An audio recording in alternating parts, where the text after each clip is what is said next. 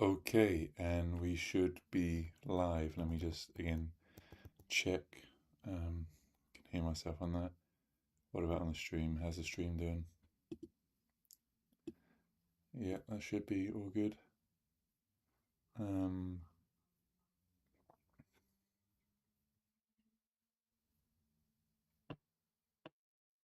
um, okay. Hello? Yeah, right. Okay, let's go. Okay, so last stream. Let me just get the feedback. Let me turn that down so it's not. Okay. Um, so last stream we did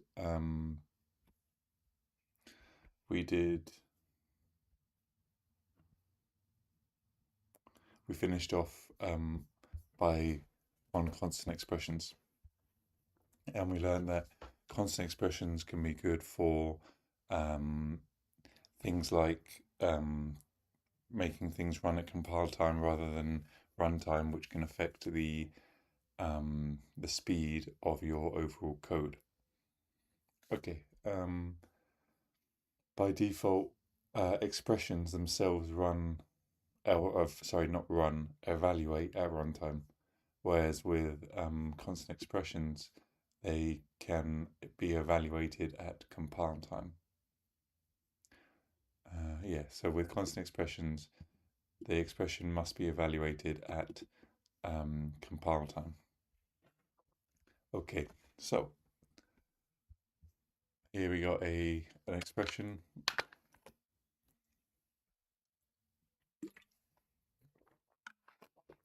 Because the input and output can't be compiled at cannot be performed at compile time, the expressions are at runtime. Yes, that makes sense. So then we have in the prior lesson we learned the as if rule. We discussed the as if rule and how the compile can optimize programmers by shifting yes with the 3 and 4 and 7 and moving the 7 down and effectively hard coding it. Effectively hard coding it.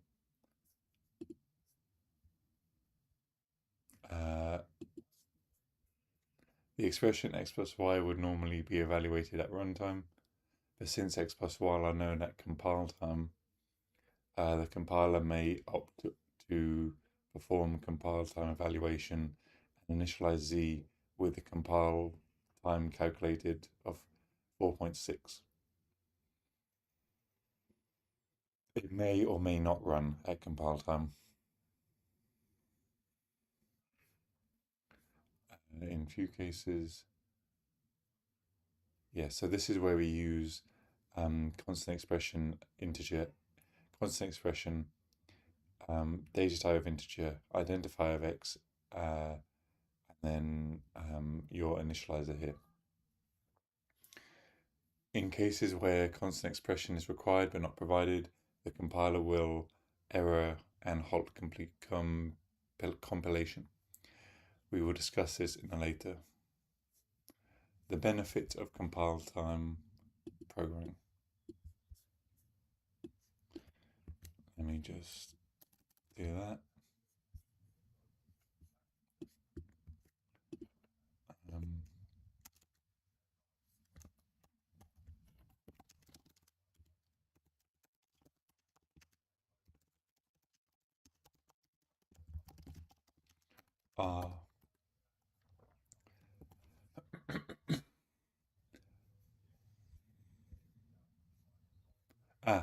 That's what we did last time, so I don't actually need to copy that. That's with this. So we can actually get rid of that. We don't need to go over that. So it was performance, versatility, predictability, and then quality.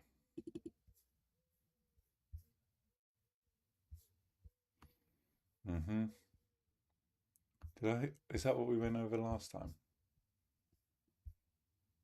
Yeah. Okay, so we're actually further than I thought. My bad. Let me just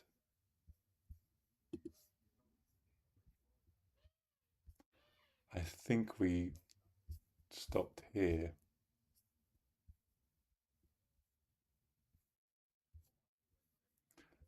Okay, yeah, so we had actually done that, so we can continue with this.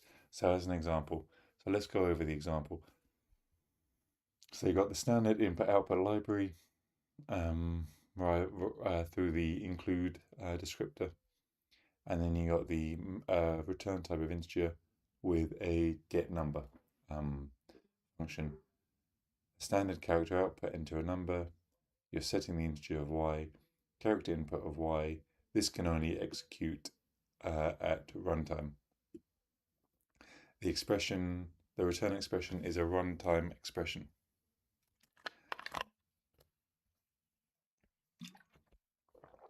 And remember, the differences between compile time and runtime, for example, is that in compile time, you have a literal or you have a, was it a literal or a constant objects? And then in runtime, excuse me, constant function parameters or constant objects whose initializers are non-constants or runtime constants.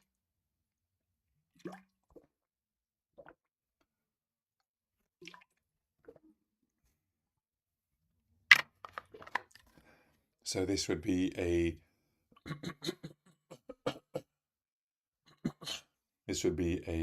runtime expression because it's a constant expression, aka this constant function.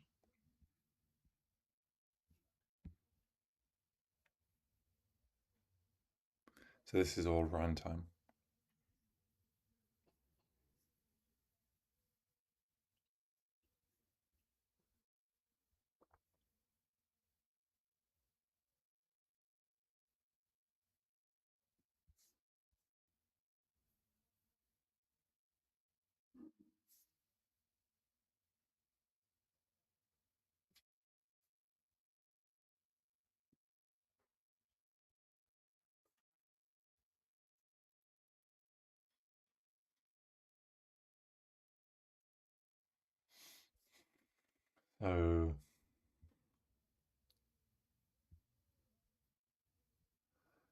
So A is unable to constant integral variables with a constant expression initializer, i.e. this, can be used in constant expressions.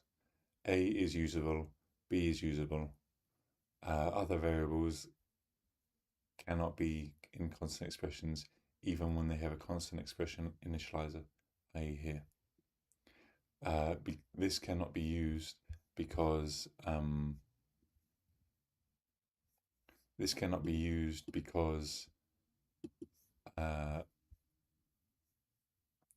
not a constant. Because it's not constant objects. Even though here we've done a constant, because the initializer points to a non-constant. It means it is a runtime. When constant expressions are evaluated at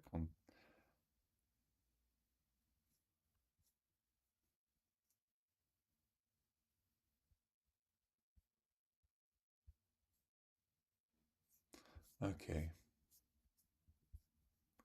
So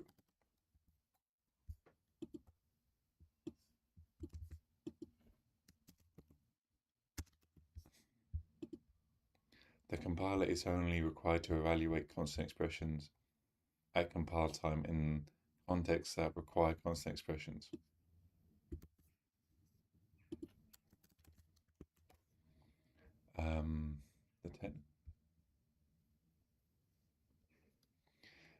In context that do not require constant expressions, a compiler may choose to evaluate constant expression at compile time or runtime.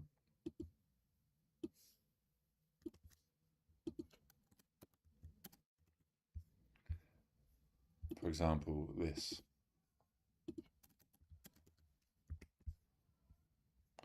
Variable x has a constant integer, yeah, and a constant expression initializer is usable in a constant expression, its initializer must be evaluated at compile time. Otherwise, the value of x wouldn't be known at compile time and wouldn't be usable as a constant expression. On the other hand,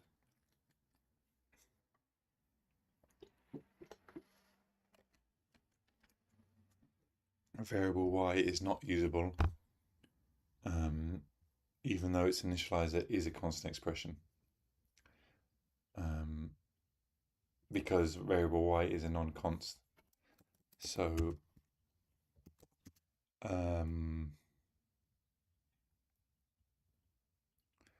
for a variable to be used as a constant expression,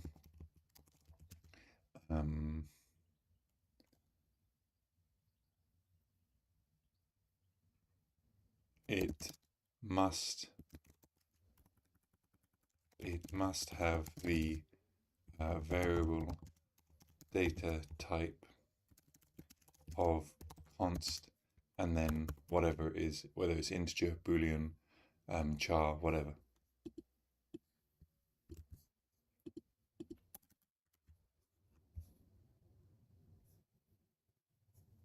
Even though not required.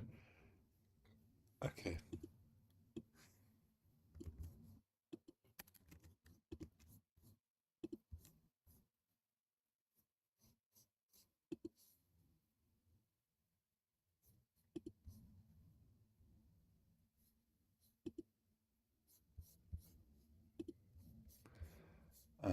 The compiler is only required to evaluate compile expressions at compile time in contexts that require constant expression. It may or may not do so. The likelihood that an expression is fully evaluated at compile time can be categorized as the following: never, possibly, likely, always. A non-constant expression where the compiler is not able to determine the values of compile type. Okay, that seems useful. Okay. Why they must be constant. You may be wondering why. Consider the following program. So int x.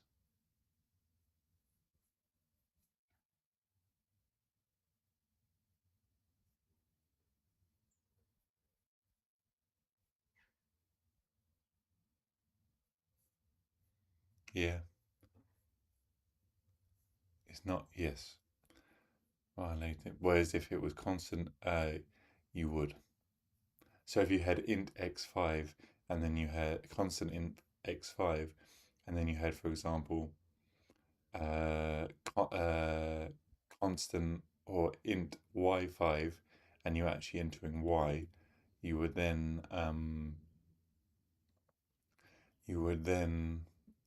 so if that was constant, that would be compile time. But if you had int y and you entered y here, the y would be a runtime. Okay, identify whether the initializer is a constant expression or non-constant expression. So this is a non-constant expression. Whether the variable is a constant expression, or whether the initializer, sorry, is a constant expression, or whether the variable. So the variable is a non-constant expression, but the initializer is a constant expression because it's a literal.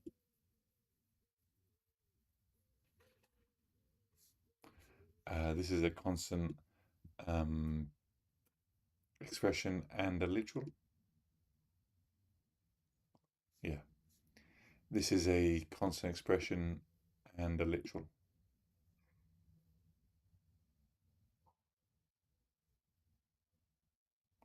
C is a non-constant.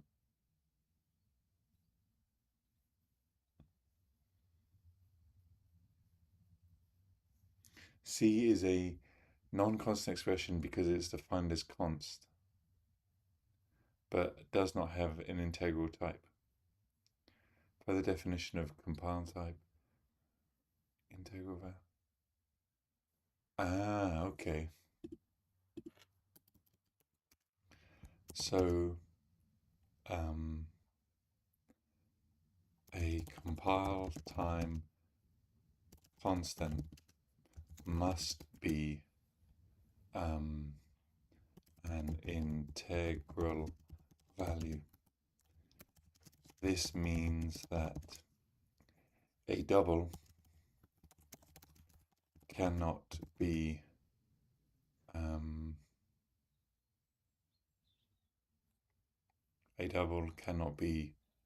a compile time constant, as a double is not a integral variable. Just copy that.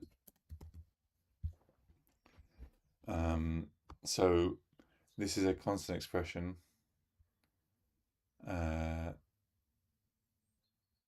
This is a non. So this is a constant expression, but the variable is a constant expression, but the initializer is not, because the initializer refers to. Oh, actually, it might be because a is a literal, which is what we learn here. Let me just try and find it. A is a literal, and the object is, so it's both. Is it? A is a non-constant expression, so okay.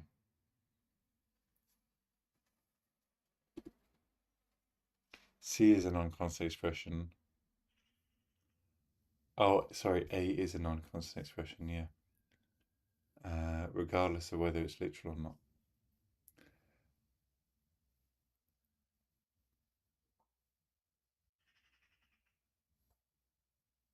And because A is not a constant, that means D is not.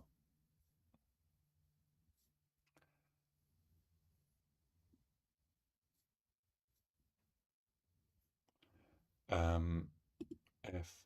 Both D2 are both D are D is a constant expression and 2 is a constant expression. So D2 is a constant expression. F is a constant expression since it is a const type and an integral. So this, so G is a constant expression,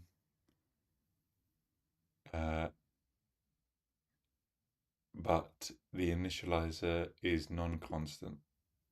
Yes, because it says here it returns int by value.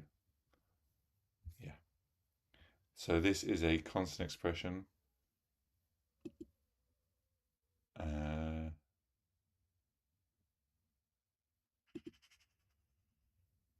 Yes. So no, please. Okay. Next step. Constant variables.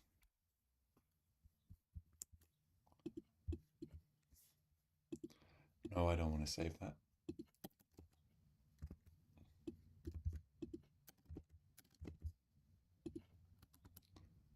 Constant expression variables.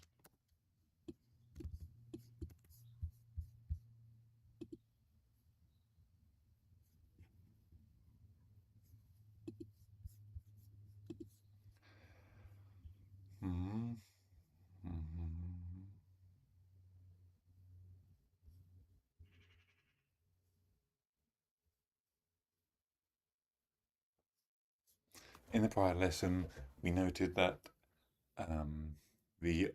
that one way to create a variable is to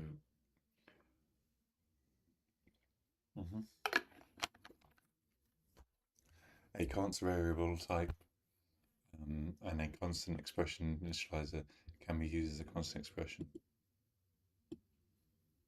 All other const variables cannot be used in constant expressions. However, the use of const to create variables that can be used in constant expressions have a few challenges. First,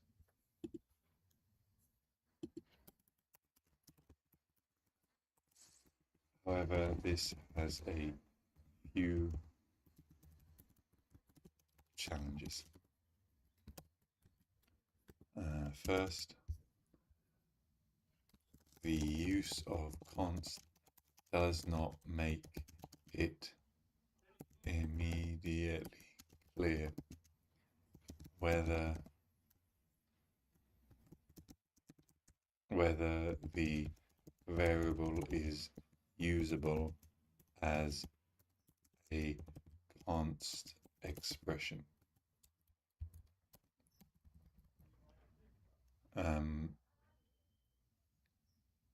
Or not.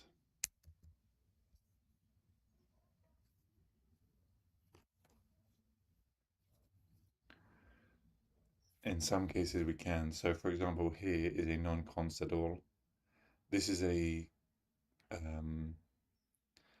const, but because a, the initializer, is non-const, it means it's not a constant expression, and this is a literal, so it is a constant expression. So e.g. int a5 is not const at all, and then const int b a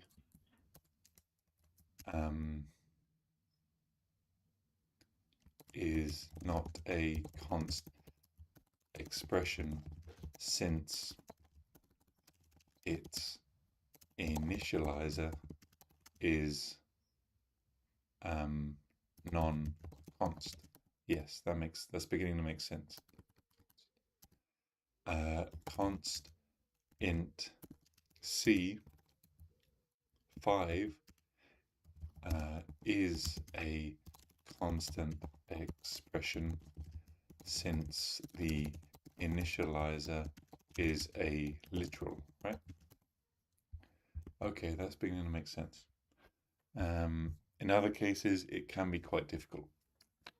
So you got a const int d, some var, not obvious whether d is usable in a constant expression or not. Const int e, get value, again, not obvious.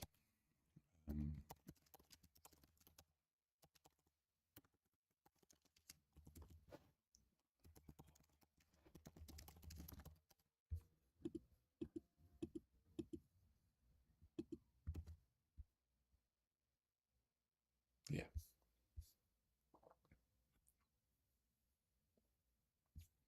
Then secondly, the use of const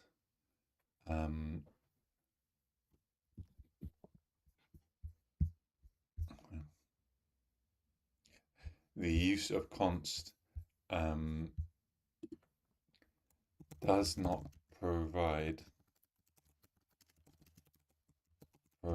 a way to inform the compiler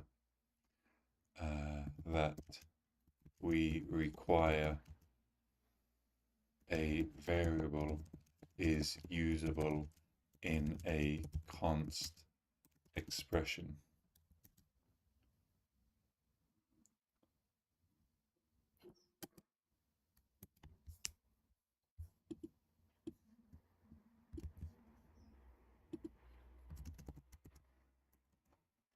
Three, the use of const to create a compile time constant variable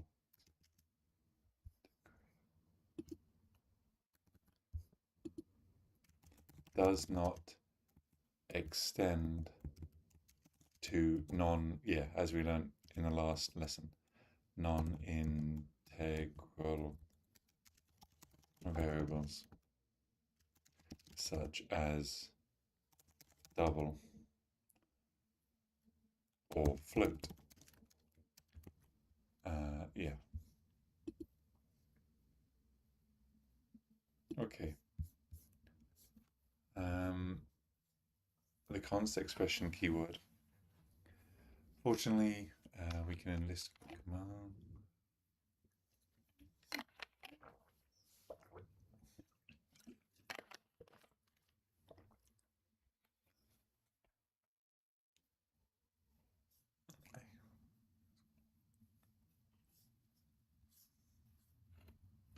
For example, so we can use const expression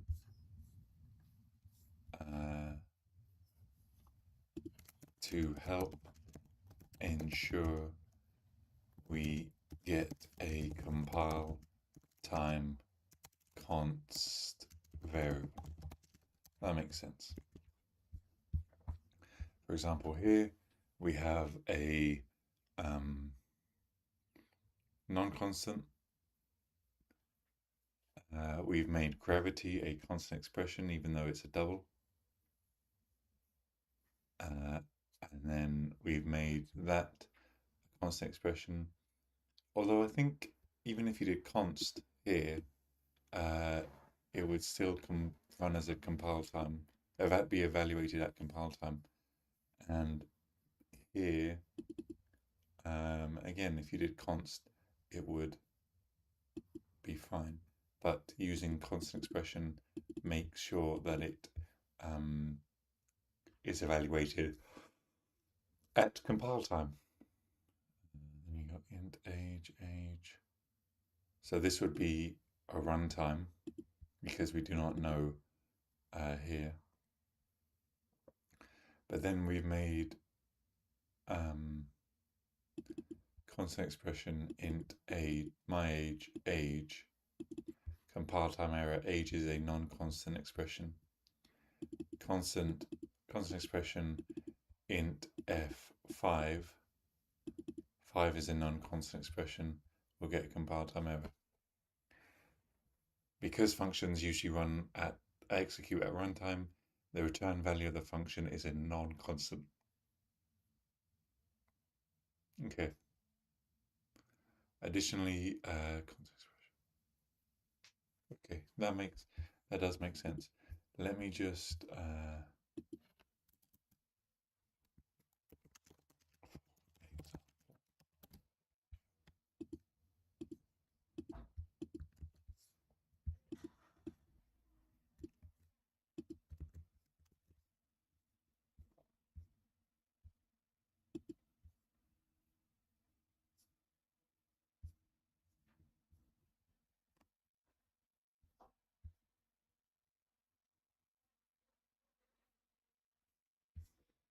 so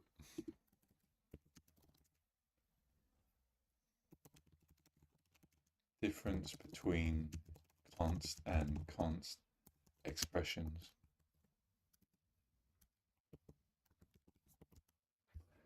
Any constant variable whose initializer is a constant expression should be declared as such.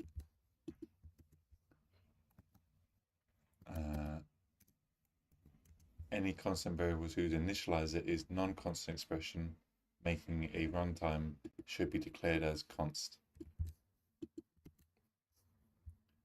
In future, we'll discuss types not.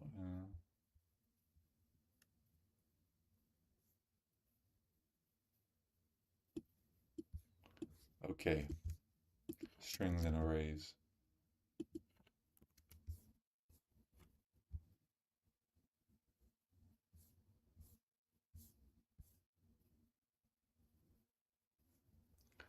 Constant, how are we looking? Okay.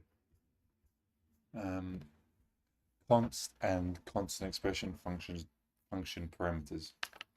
Normal function parameters are evaluated at runtime. With the supplied arguments being used, yes, because function parameters are treated as runtime constants even when they are supplied an argument is a compile time constant.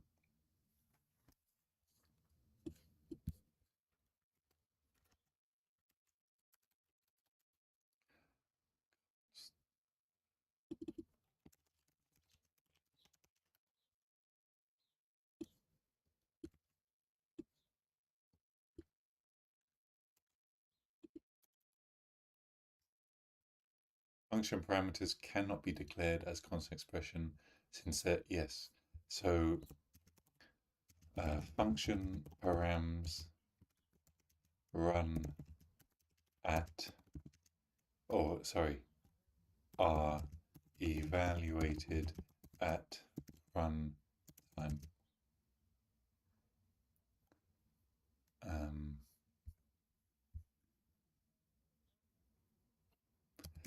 This therefore means that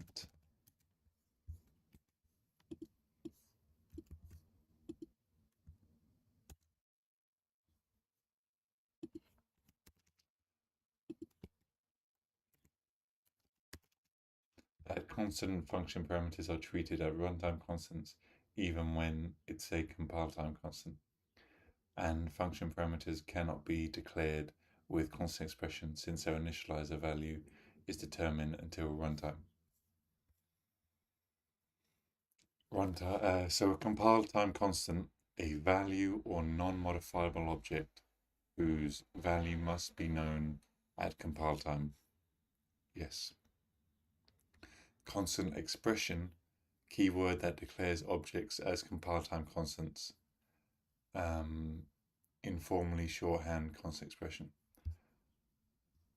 Constant expression, a constant expression that, an expression, sorry, that only compile time constants and operator functions that support compile time evaluation. Runtime expression, an expression that is a non-constant expression. Runtime constant, a value, non-modifiable object that is not compile time constant.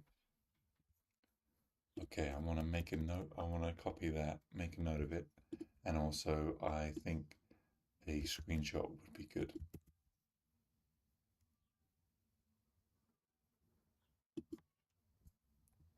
Let me just do that.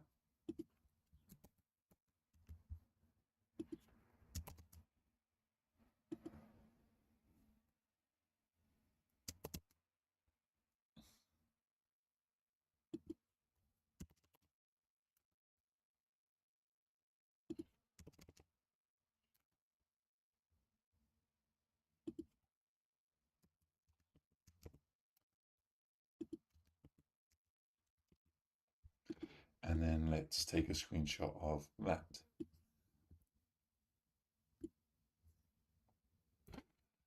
So you can have constant expression functions. A constant expression functions is a function that can be called in a constant expression. Okay. A constant expression must evaluate at compile time when the constant expression is part of when the constant expression it is part of must evaluate at compile time. Okay. E.g. the initializer of a constant expression variable.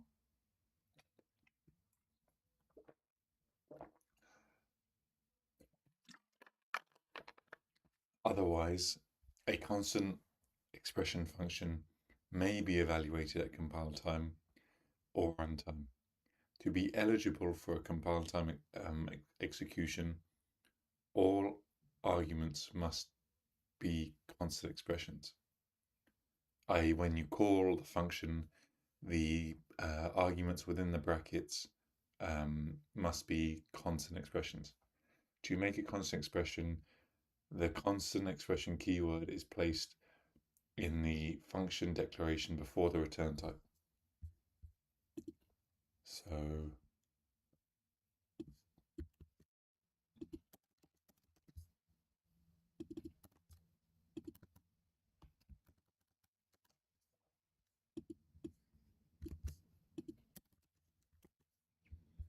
So here we have a return type, integer, max, and we have a parameter of int x, int y, and it's a non-constant expression function. If x is greater than y, return x, else return y. Then here we have a constant expression with a data type of integer, i.e. an integral type. We have a cmax, and again the same parameters as above. This is a constant expression function. And again, if x is greater than y, x, else y. So we have an int of m1,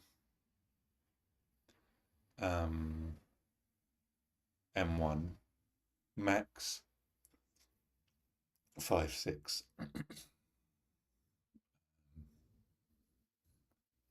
And that's okay. Then we have a constant int of m2, max 5, 6 again.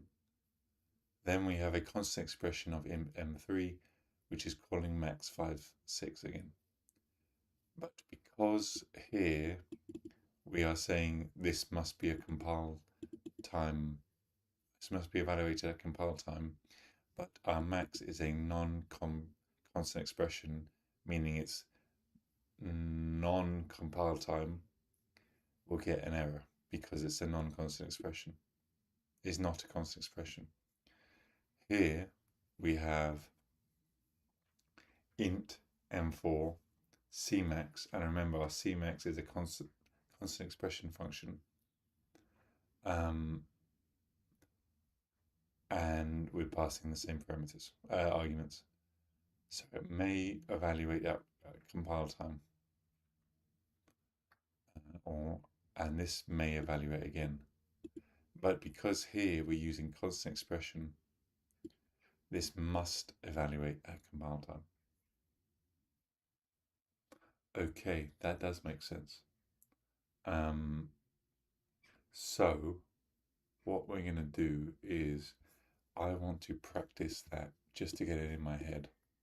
So we'll get rid of that because that's the best way to learn. Continue practicing. Input output stream, and then we have int max with the parameters of int x, int y, and then we have if x is greater than y, then we return x, else we return y. And then this is a non-constant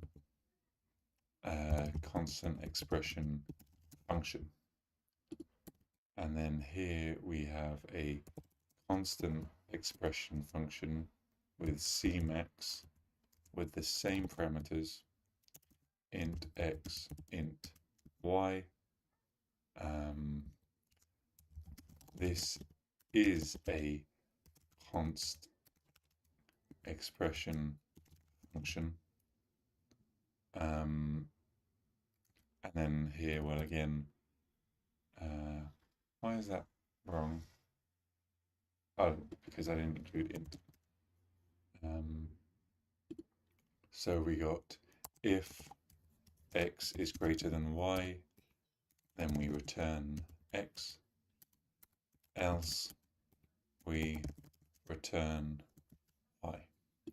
And then in our main function with an return type of integer, we have int m1, which initializes with max with 5 and 6. So this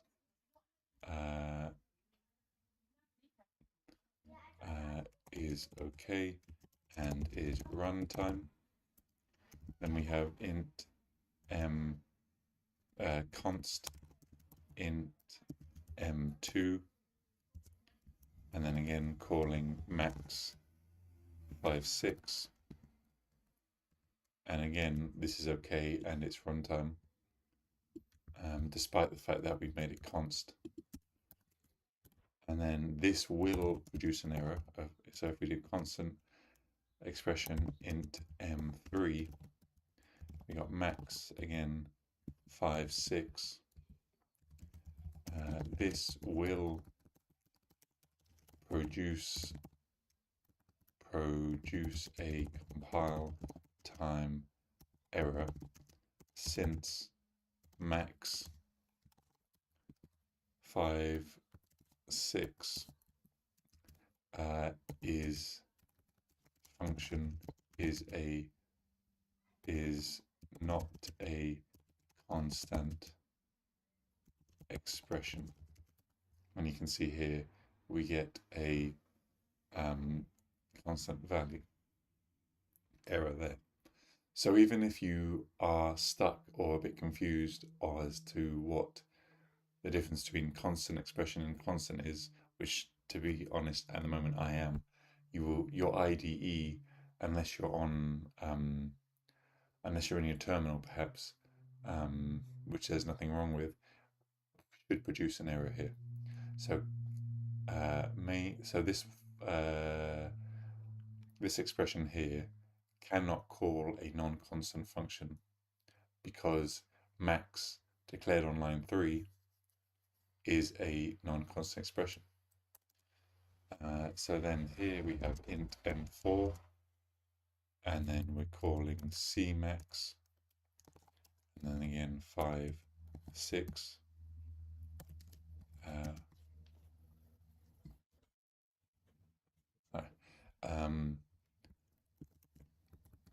This may or may not evaluate at compile time. So just because you've set your function to constant expression doesn't necessarily mean it's going to be evaluated at runtime, at compile time.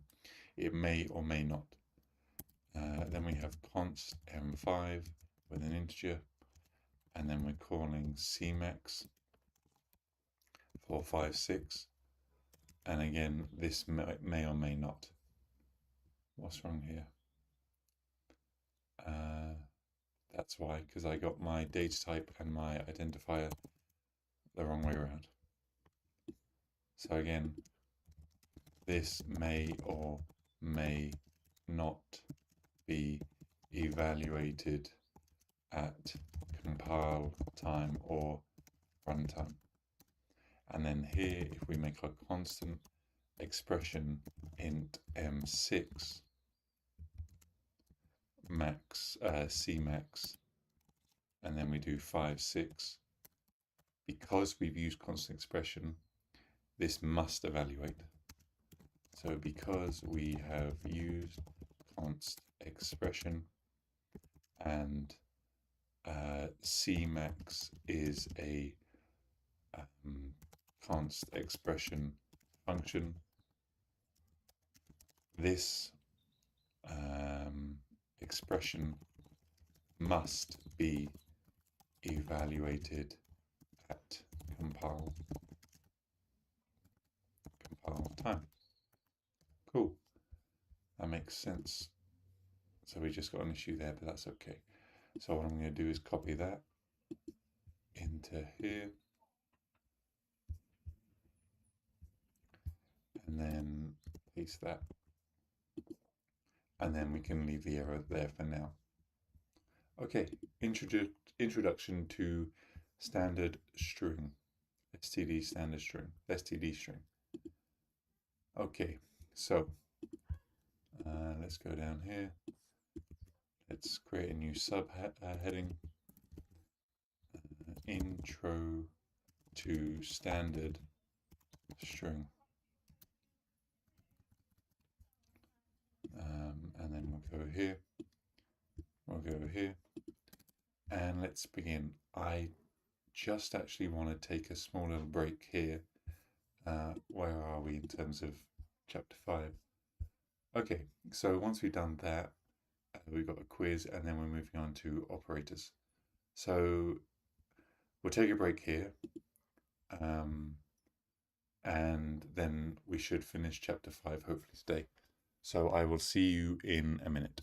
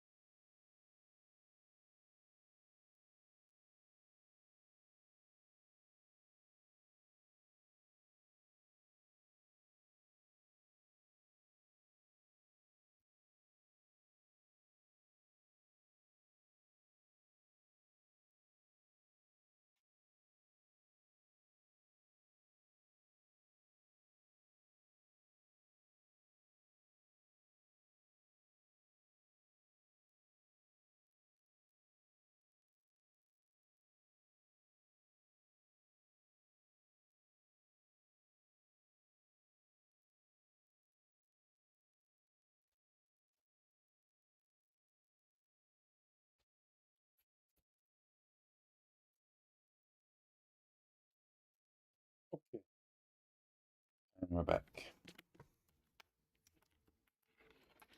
So how are we looking on the volume? Still good? Yeah, we're still good. Okay, cool. Right. Let's continue then.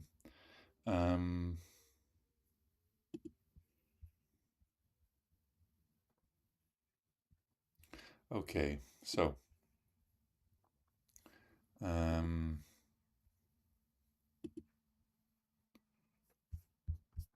where were we? We're starting on strings.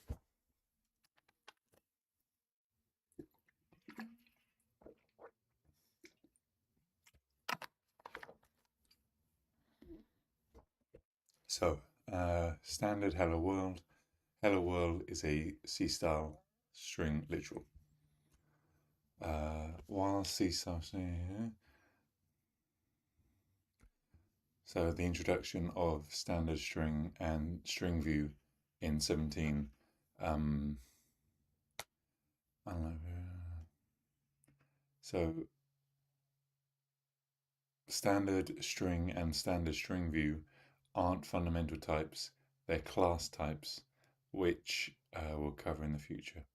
However, the basic usage is straightforward. So the easiest way to work with strings in C++ is via the string header. Okay, so the easiest way to work with strings in C++ is through the use of the string header, aka this.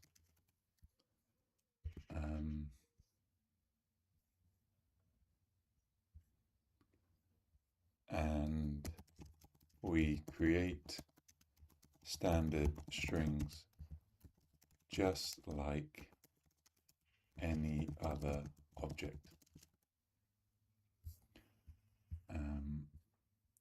Just like also you can initialize or assign values to standard string objects as you would with others.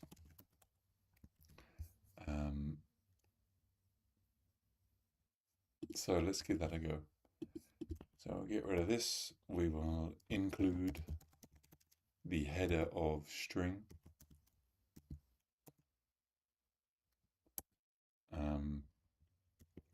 For the string library. Then we will have a return type of integer for our main function. Then we will have std standard string and then the name of Alex, and then we will set name being equal to John, and then if we print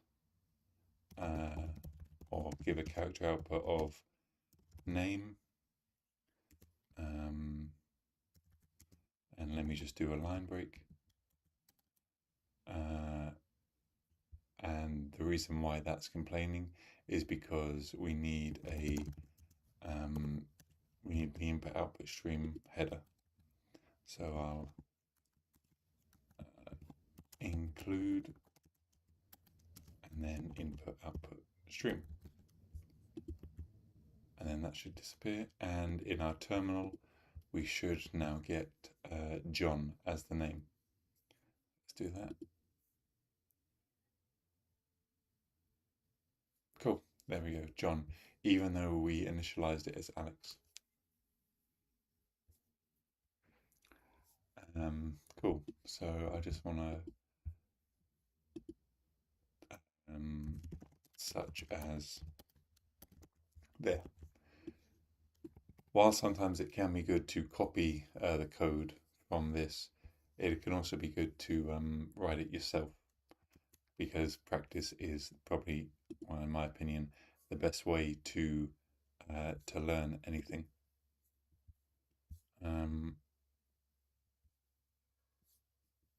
Yeah.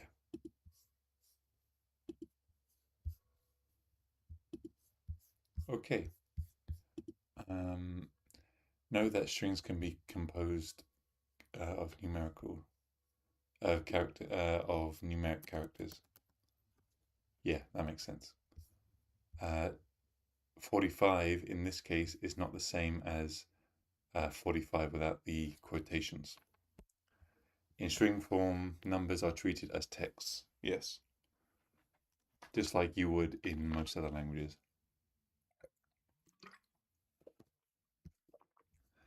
Okay. Yeah, so as we did there, obviously he did my name is, but here we just did the same thing and we used input output stream. Yeah, cool. Empty strings will print nothing. Makes sense? String empty, standard character output. Yeah, that makes sense. I don't feel I need to make a note of that, to be honest. That's fairly straightforward, in my opinion. But if you do feel you need to make a note, feel free to pause the video or rewind and go back to this.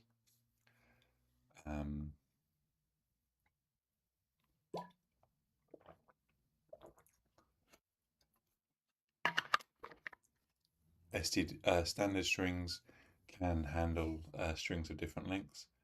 One of the nearest things that, one of the neatest, sorry, not nearest, is that it can store different lengths.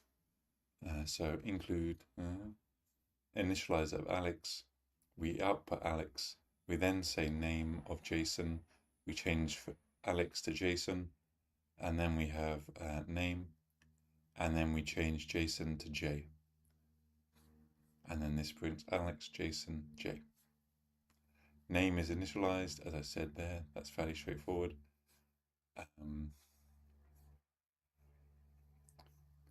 Okay. String doesn't have enough memory to store a string. It will request additional memory at runtime using form of memory allocation known as dynamic memory allocation. This ability to acquire additional memory is what makes SCD standard string so flexible, but also slow. Okay, I'll definitely make a note of that.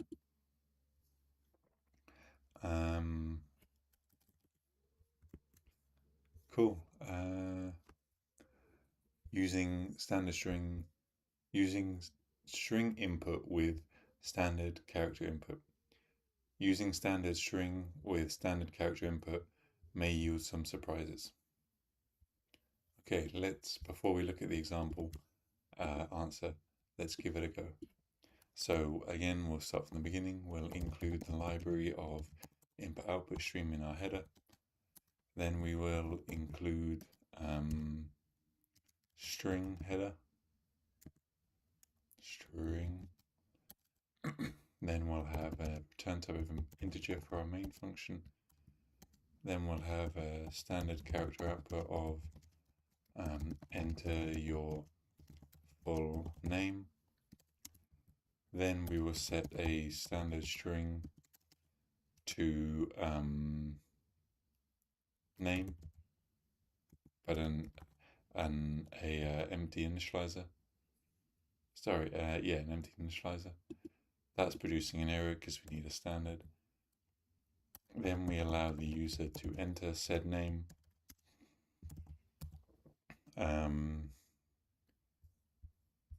This won't work as expected since standard character output breaks with white space. As you can see, we get an error here. Standard character output, oh no, sorry, that should be name. And then we'll do standard character output, enter your fave color.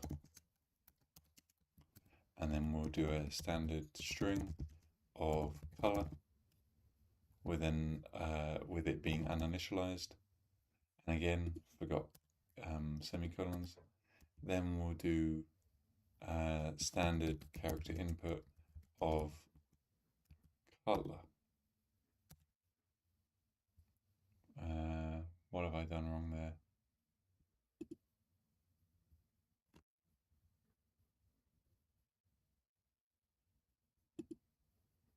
That's fine because no colon. Yeah, cool. And then we have a standard character output of your name is, and then name, and then and your fave color is, and then we will do color. And then what we'll do is we'll do a full stop and a line break. So let's see what that produces. So we'll do what's your full name? John. Oh, we'll do Tony Soprano. Tony Soprano. Soprano. Soprano. Yeah. So it doesn't. Okay. So enter your fave color. Have I done anything wrong here?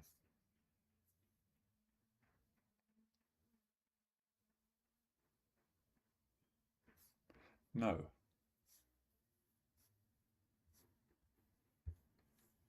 Yeah, that's the exact one I got. That doesn't sound right. What happened? It turns out that using operator of the extraction operator, because this is this is insertion, this is extraction. Sorry, in character input, this is a insertion, and in character output, this is an exertion operator. Only returns characters.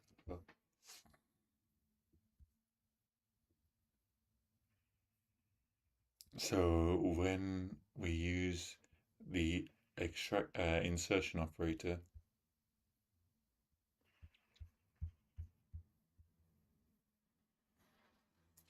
okay, the program ends.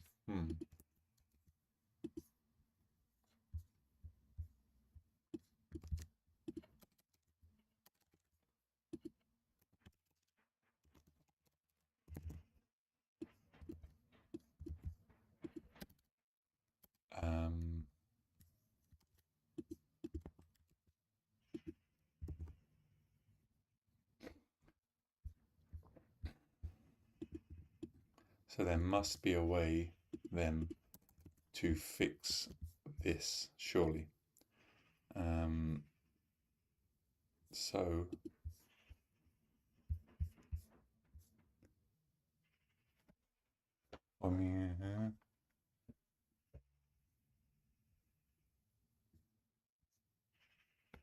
okay, so to fix this, we need to use standard get line to make sure that the input text is actually read after the white space. So let's now change this to, which means, as we can see in the example, we remove standard character input. No, we don't actually remove, which means we put standard character input inside standard get line. Okay, just like such as, and now what we'll do is we'll do the example.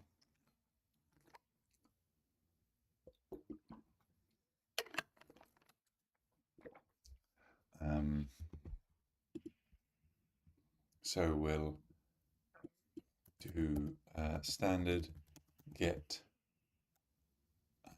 line, and then we'll do std standard character input name.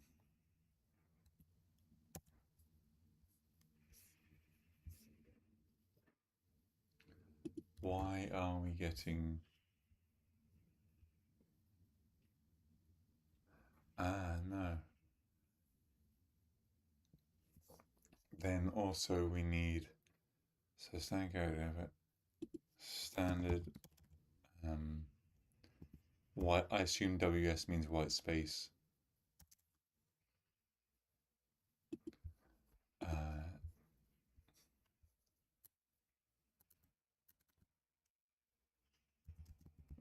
After the insertion operator, aka this, we also need to include std white space. I assume this means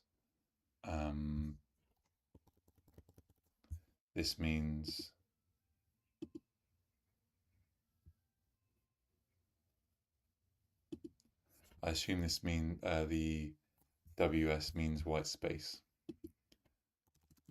Space. I'm sure he'll tell us later. Then after standard white space, we enter another argument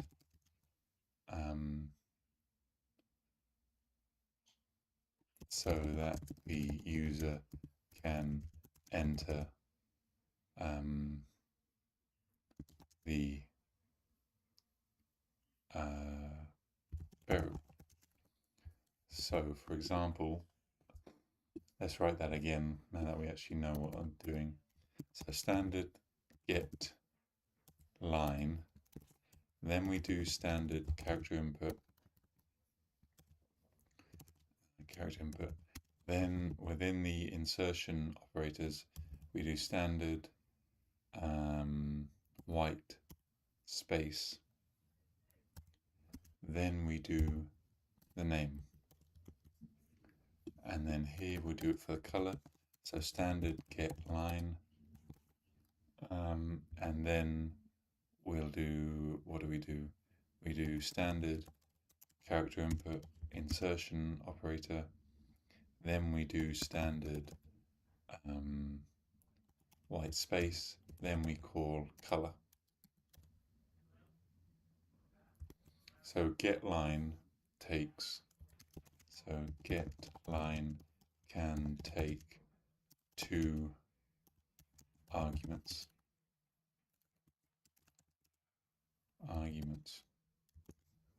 I assume maybe more. Let's have a look. Yeah.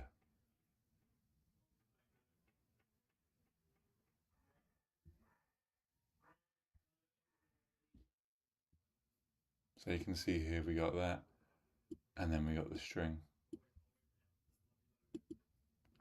And let's have a go again. We'll do Tony Soprano, and his favorite color is, let's do green because it's on the Italian flag. Your name is Tony Soprano and your favorite color is green. Cool. This then makes the program work.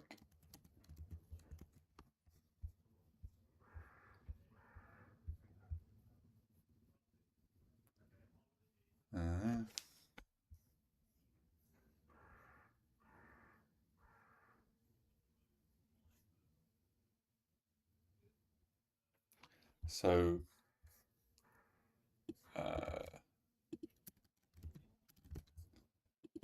what is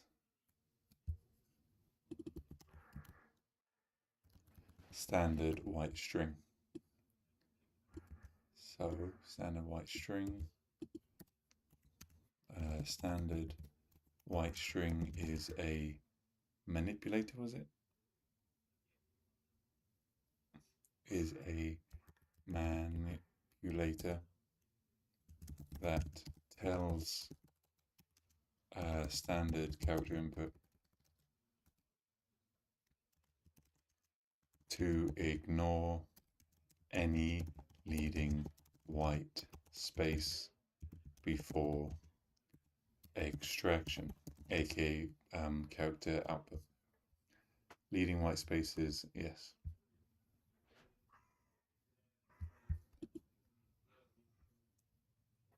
I don't feel I need to copy that. Let's explore why this is useful. Consider the following program. So we've got the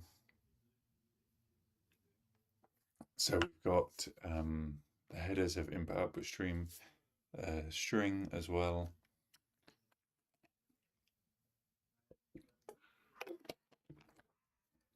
And then we're allowing the user to pick one or two. And then, yeah, and now enter your name. And then here we have a standard string of name.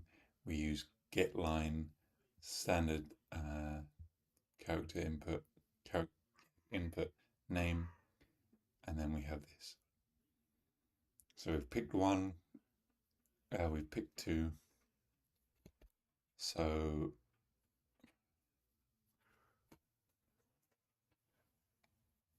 hello name, you picked two. Here's some output from this program.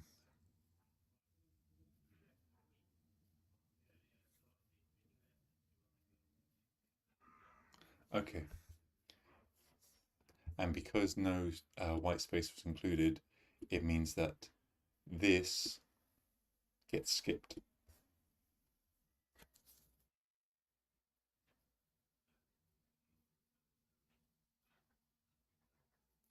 When you enter a value using the insertion operator, character input not only captures the value, it also captures the new line character that occurs when you hit enter key.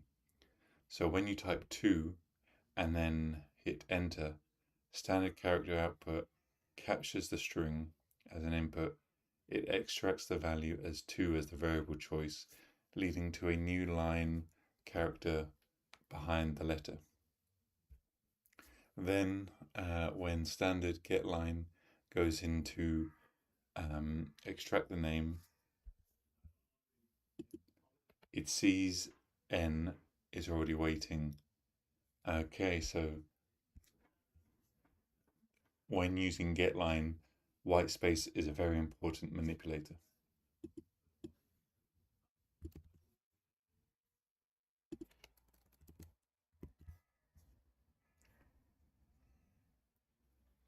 Which is why then if we run the code, so we'll do include, and then we'll do iostream, and then we'll do include, and then we'll do, what was it, string header. We'll return type of integer for our main function. We will say standard character output of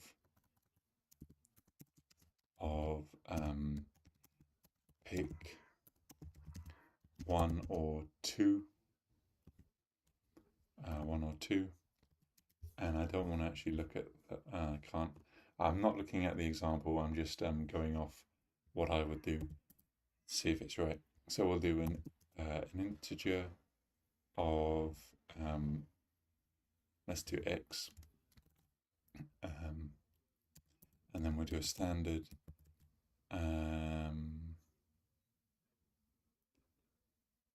standard character output get line, and then we'll do standard character input of X. No. Standard character output of std white space, and then we will call X. Correct?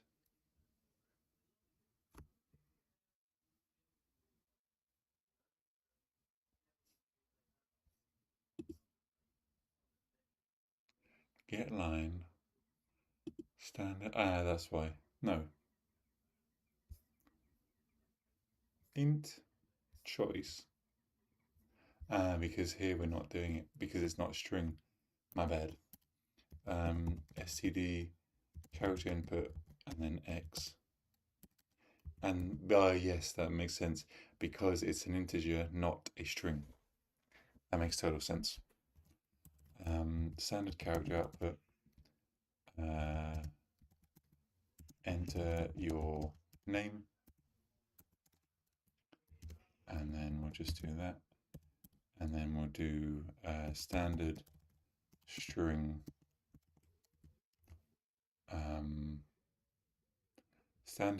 name, and we'll uninitialize it. Then we'll do standard get line, and we will do a character input allowing the user to input, and we'll do ignoring white space, and then we'll do name. Then, yeah, no errors, good. Then we'll do a standard character output of you picked,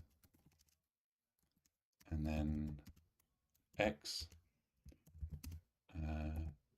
and your name is, and then name.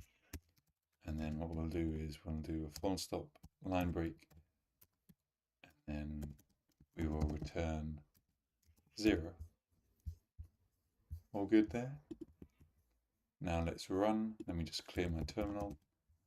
Let's run it. And then we'll pick 2. Enter your name, and my name is Chris. Let's do Chris. You pick 2 and your name is Chris. Good. So we saw then the importance of standard white space. Cool. Best practice. So let me just copy that into here. So then the best practice if using standard get line to read strings is to use standard character input insertion operator standard white space input manipulator so that the white spaces are ignored.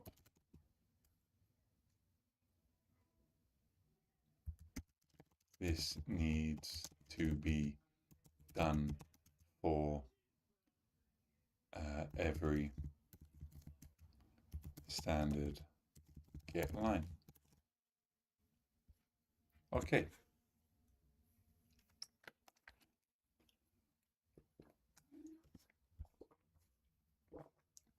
How are we looking on? Okay, so quite a bit, but that's okay because this isn't too bad, too complex. This isn't too complex. When extracting a variable, the extraction operator ignores leading white space. It stops extracting when encountering non-leading white space, which is basically the same as what we just did there, but it's always good to repeat and make sure you get it in your head. Okay. So,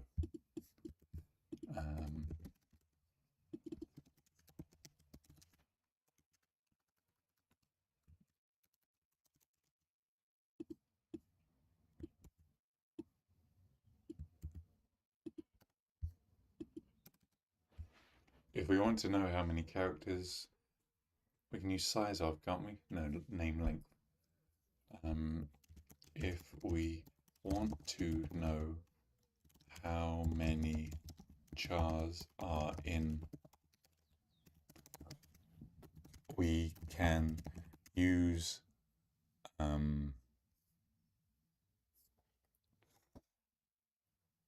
the object of length.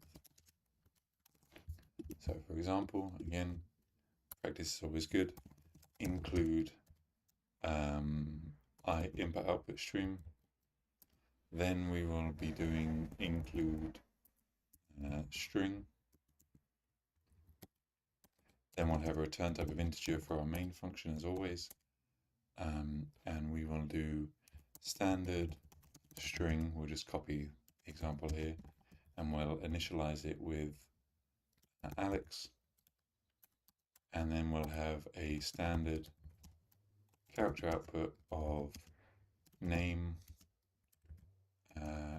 has, and then we'll do the name, and then we'll use the object of length, and then we'll do a full stop, and we'll do a line break, and then as always we'll return 0.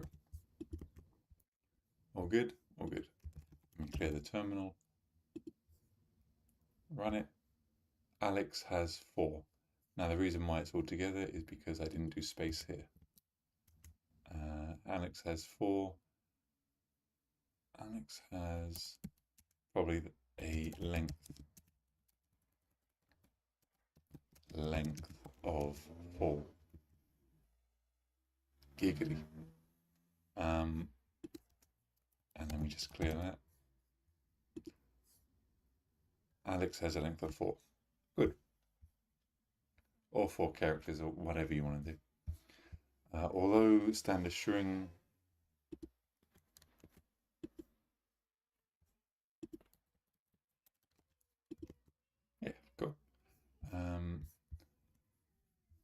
although standard string is required to be null terminated, the return length of standard string does not include implicit null terminator character. Note that instead of asking for the string length name, we say name length.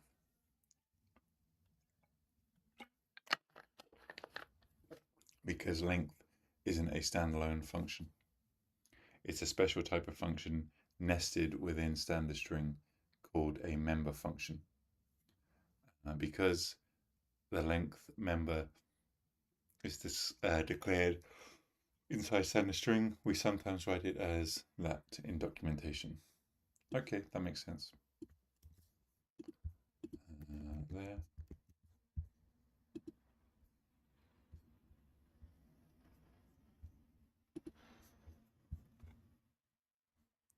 Also note that returns an unassigned integral value, most likely of type size t. If you want to, yes, because remember, this isn't part of this, but static cast new type expression within the brackets essentially allows us to change a say a boolean to an integer, or an integer to a boolean, or a string to a boolean, or a character to an integer, or whatever you want to do. And as you can see here, length will be changed to an integer from name length. Yeah, cool. Let me just copy that. Cool. Initializing string is expensive. When a standard string is initialized, a copy of the string is used to a copy of the string used to initialize is made. Making copies of strings is expensive, so take care to minimize the number of copies made. Interesting to note. Do not pass string by value.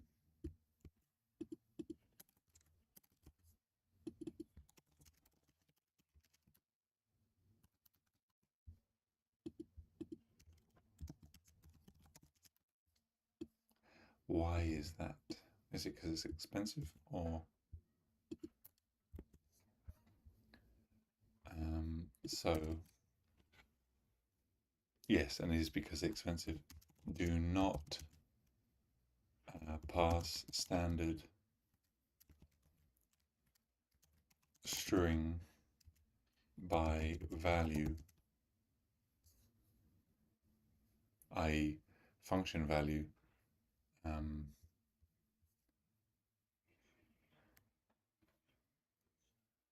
into a function value,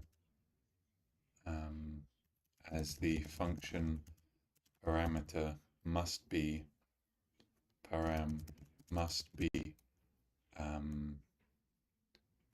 initialized, and this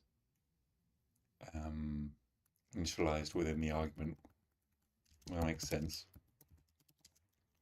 Argument, and this is a very expensive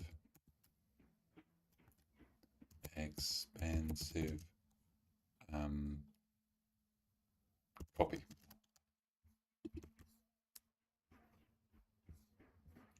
So returning a string.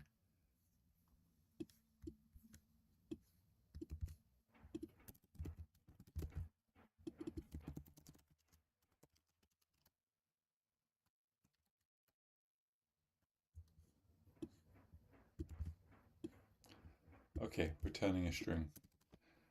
When a function returns a value to the caller, the return is normally copied. Yes. So you might expect that you should not return because it's expensive.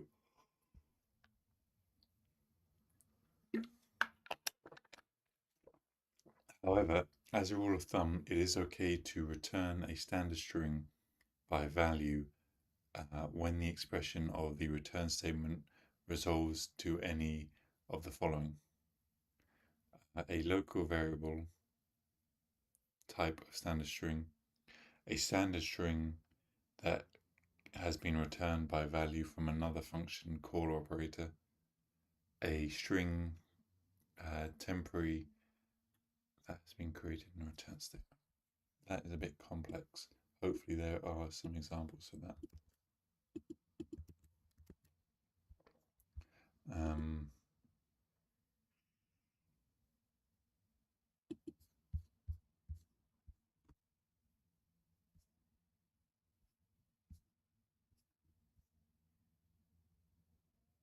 Yeah, but anyway, I would suggest they seem to suggest to avoid using it because it's expensive copy.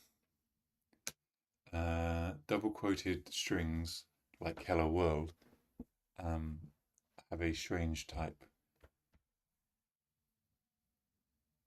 We can create string literals with the standard string using an S suffix.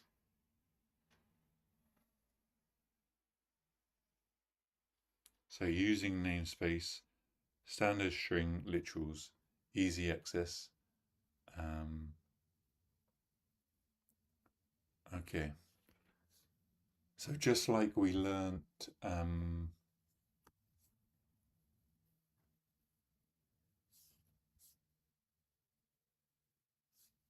so this is including namespace. So you can have using namespace such as using namespace std, I think it is standard. Using namespace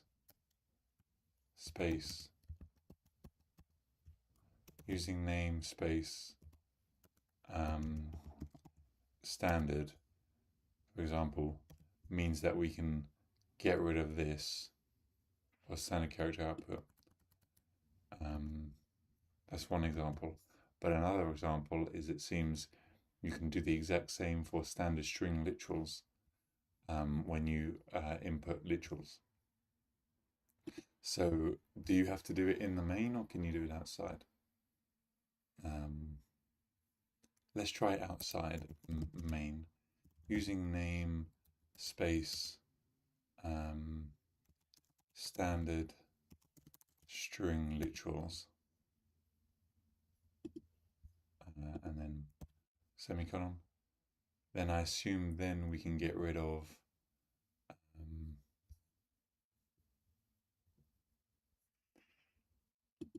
this. No.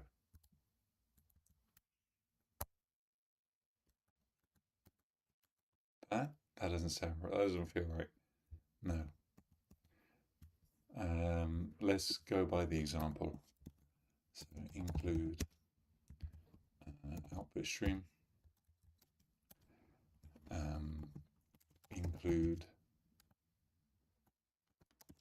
Include string. Then we'll do return type of integer for our main function. And then we'll do using namespace standard string literals. Then we'll do standard character output foo with a line break. And then we'll do standard character output foo goo with a foo and goo basically mean nothing. You don't need to worry about. They could be any words here. And then we will, as always, return 0.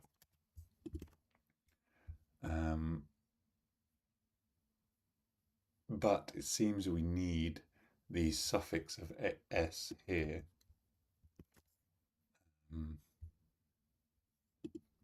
So let's run that. Foo and goo. S suffix is in.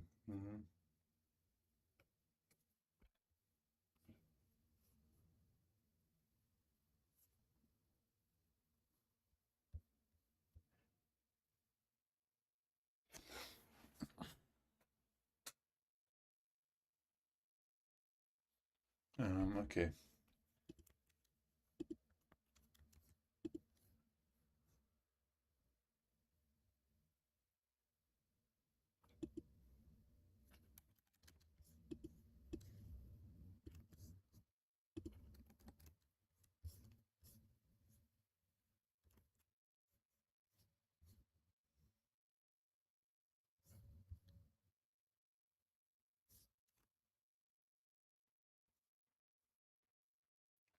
Constant expression strings.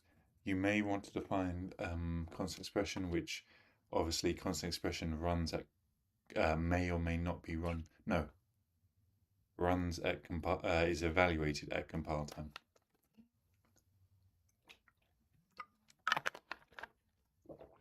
If you try to define constant expression standard string, your compiler will probably generate an error. So we got input output stream, we got string here, we got return type of integer main using namespace standard strings and here. So we got constant expression standard string, but you don't need standard string, do you? Oh, you do, sorry, because you're not outputting, you're setting it. Yeah, that makes sense.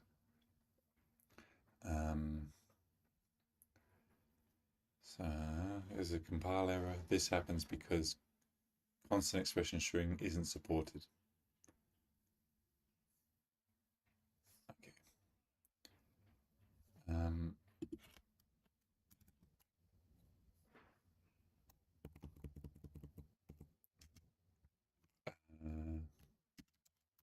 Let's do more on standard string. Standard string is complex. It's complex, leveraging many languages features haven't covered yet. Fortunately, we don't need to understand. We encourage you to start experimenting with strings. Okay. Well, let's experiment with a quiz. So, write a program that asks the user to enter their full name and their age. As output, tell the user the sum of their age and number of character in their name using length member function. For simplicity, count any spaces in the name character. Okay, so what we'll do is we will include input output stream because we're going to need that. We will include string. We'll have return type of integer for our main function. Let's do using namespace string,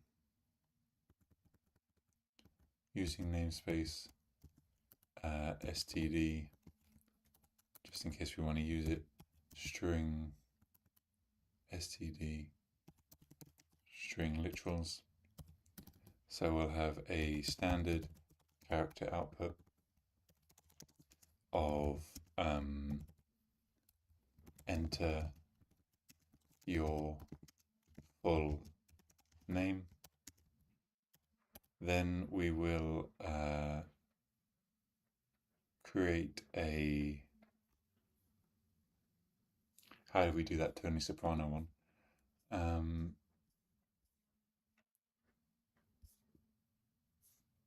We will do a standard string name. No, hang on a minute. Yeah, a standard string name. Then we will have allow the user to have a character input with the insertion operator. No. We need to do, if we want that, we need a get line. Get line. Then within get line, we do standard character input of white space, i.e. ignore white space. Then we pass in the name. So that's the name done. Then we want the user, a much simpler one, is we want the user to enter your age. And then here we'll just do int age, unassigned, and then standard character input with the insertion operator of age. So then what we want to do is we want to have a standard character output of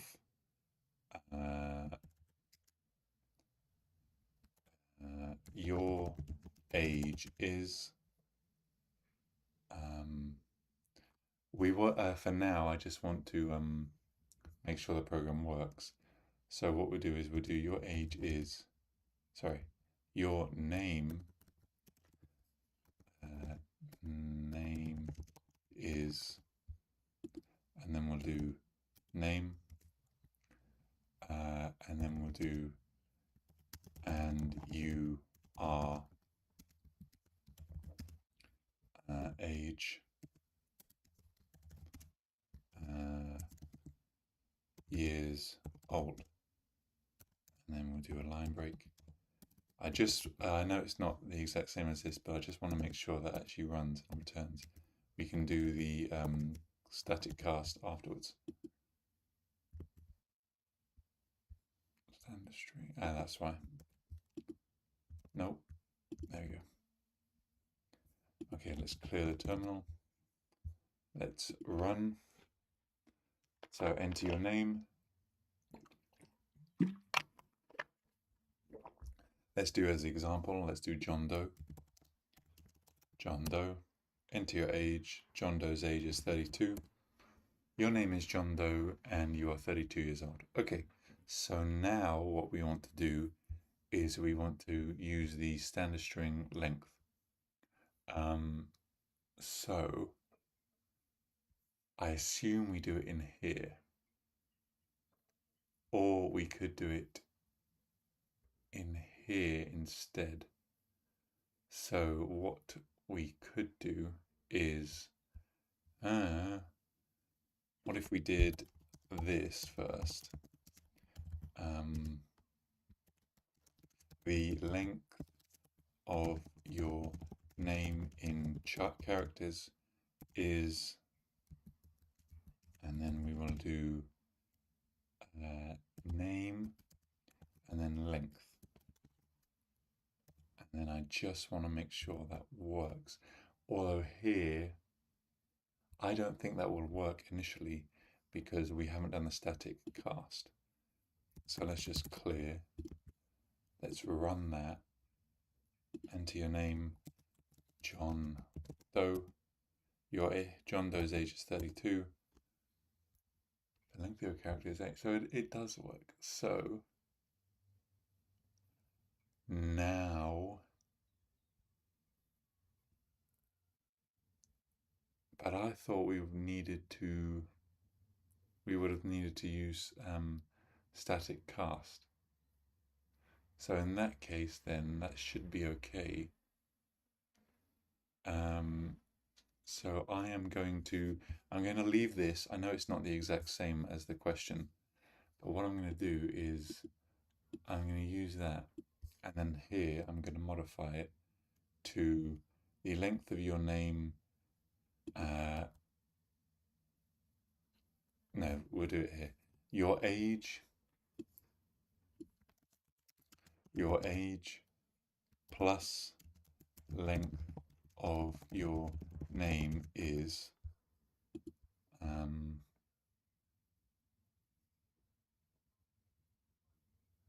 so I think to make that work,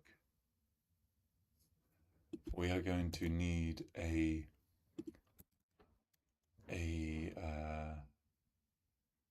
integer of sum, or yeah, sum for now, and then we will do static cast, and we want a new type of integer for our name. Correct? For our name dot length, perhaps. Yeah, cool. Our name dot length, because yeah. So then if we then add age to that, we can then pass in here our sum. Correct? No complaints so far. So let's do that.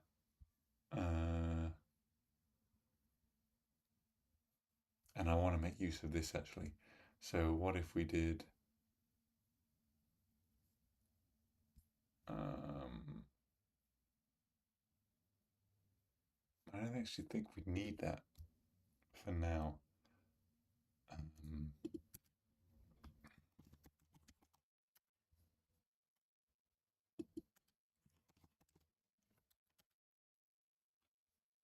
So let's run that again.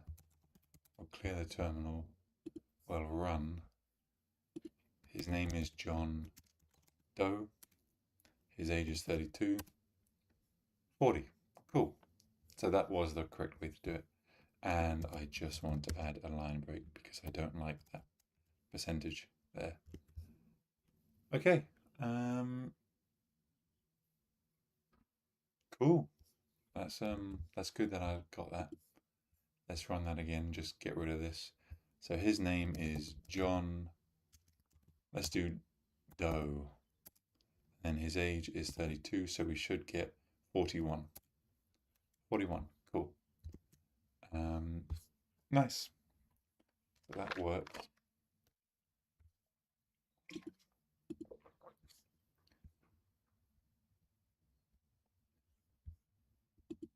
So yeah, as you can see there, we used getLine. We use the standard white space to ignore white spaces. Age must be an integer, not a string. Age is assigned. Name length is unassigned. We shouldn't mix these. We'll convert name length to assigned value. Yes. Yeah, cool. But he just did name length there. Yeah. So we're all good. We just did that to make sure it worked. Okay, cool. So I actually want to use this as an example. To converting or using static cast new type expression to convert standard string. Example. And then we'll just okay, cool. Using string view. How long do we have? Okay, so we will probably do that for today. How long is this? Not too long. So what I want to do now is I am just going to take a quick break and I will be back in a minute.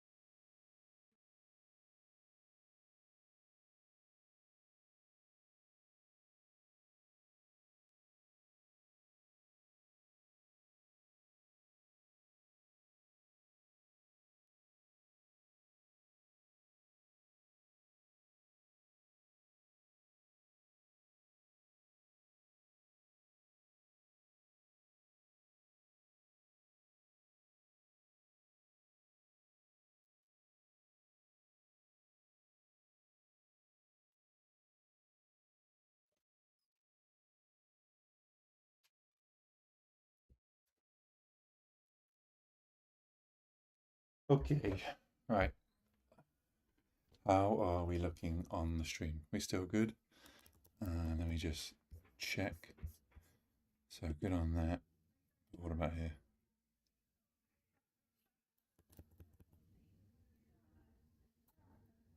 Yeah, okay, we're still good.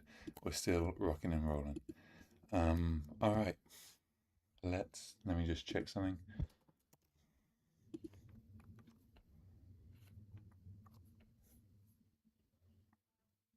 Um,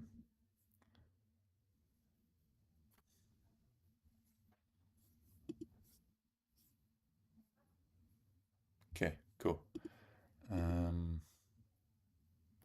We're still good. Yeah, we're still good. Okay, cool. Um, all right. Um, okay, so introduction to string view. So basically, we learned string. Now we're going to do string view. So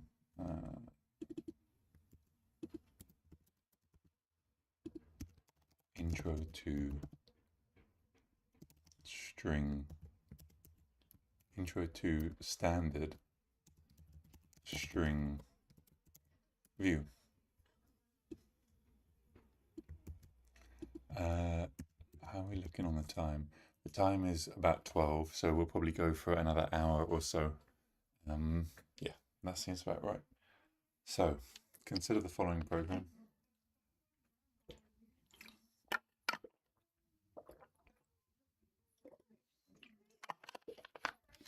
X makes a copy of the initializer. Yep.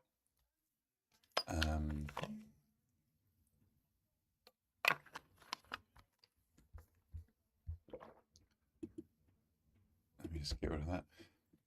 When the definition of X is executed,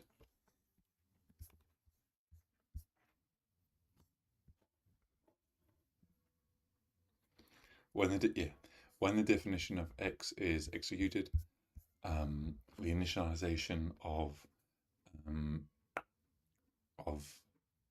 the initialization value of 5 is copied into the memory allocation of int x.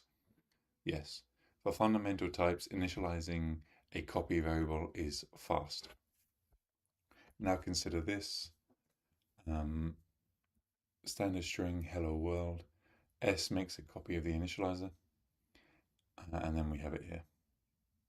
But making copies of strings is expensive, isn't it?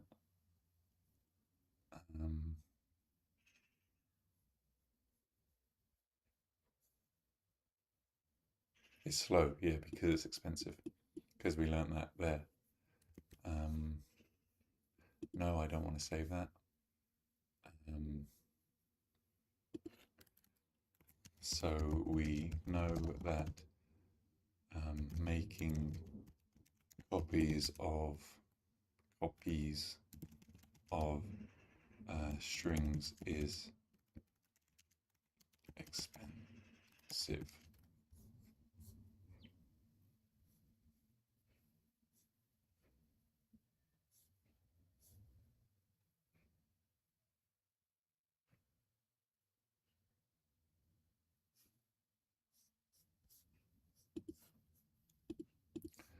Let me just copy that. When S is initialized, this yes, as I just read. We see something similar in this example.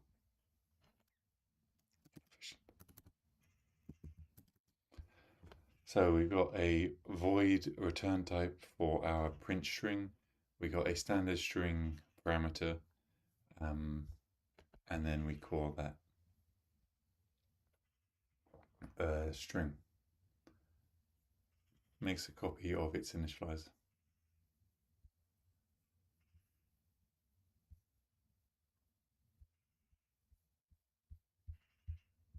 Yes.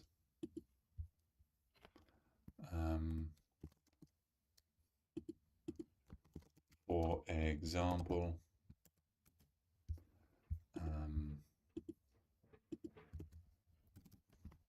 this makes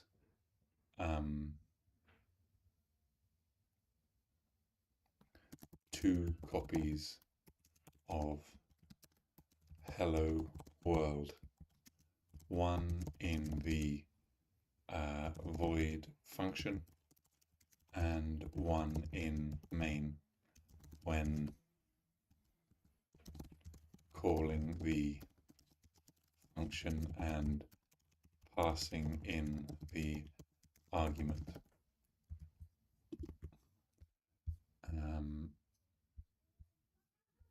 Yeah.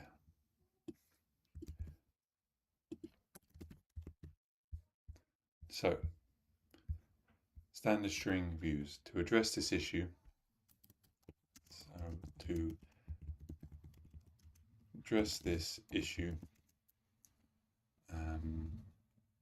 with standard string being expensive,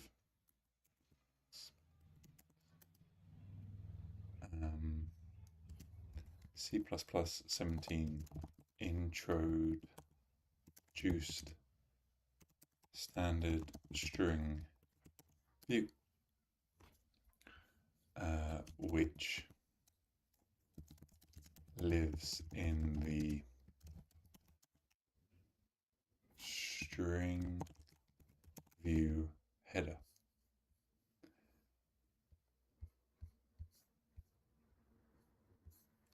Okay, which means your compiler does need to be compliant to or does need to have standard string C++ 17.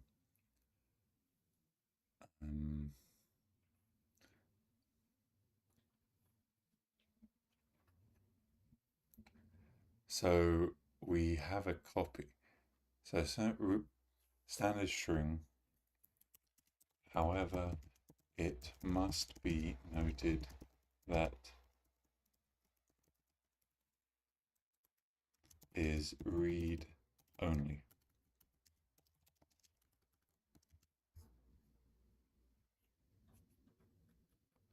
Meaning we can access it but cannot adjust or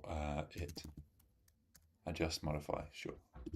So let's show that as an example. We'll first of all include input output stream. Then we'll include the new header that we just learned about of include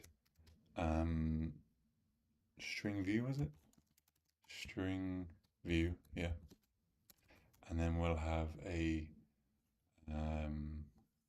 void function of print string view, and we'll pass in standard string view string.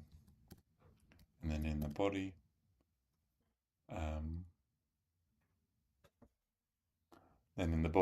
we will have standard character output, and then we will call the string.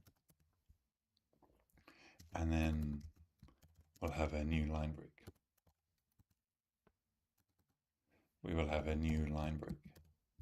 Then we'll have a return type of integer for our main. And then in the body, we will have standard string view S, and then we'll just have hello world. And then as always, we'll return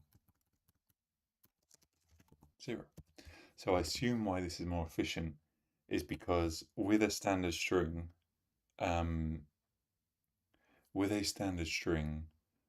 what we're doing is, if it was this, we are making a copy here, then we're making a copy here. Whereas, no, hang on, I'm doing this completely wrong. Then we want to call the function, and then we'll just assign it to S. So without string view, i.e. this, we're making a copy here, then we're making a copy here, because we're allowed to modify it. So when we use string view, we're making a read only. So we're creating it here, and then we're not creating it here, we're just reading it, right? Sorry, here. Yes. So through the use of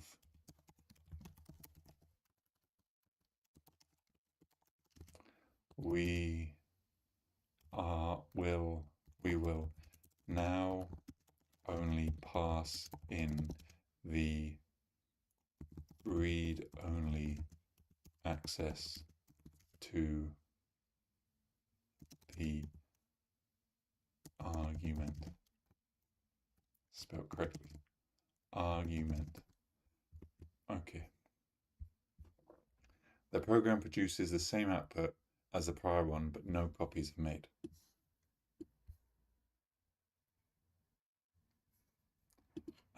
And therefore no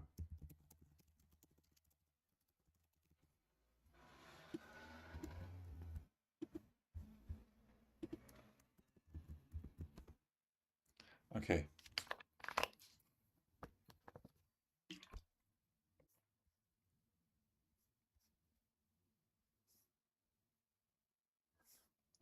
Okay.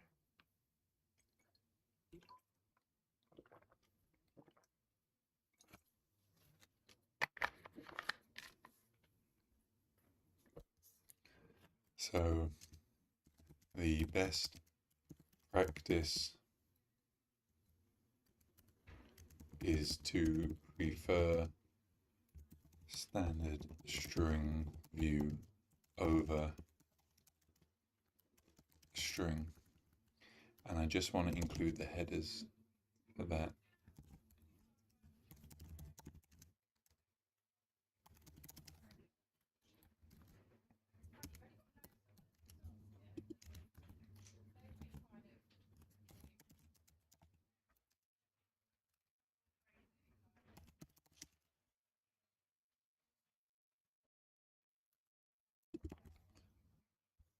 One of the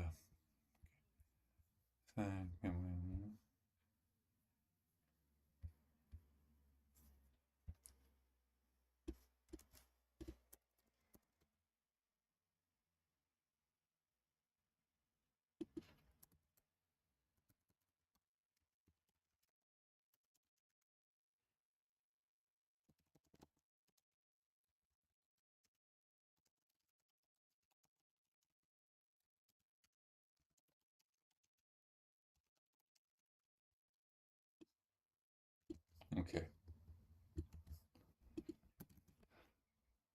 So standard string view is flexible.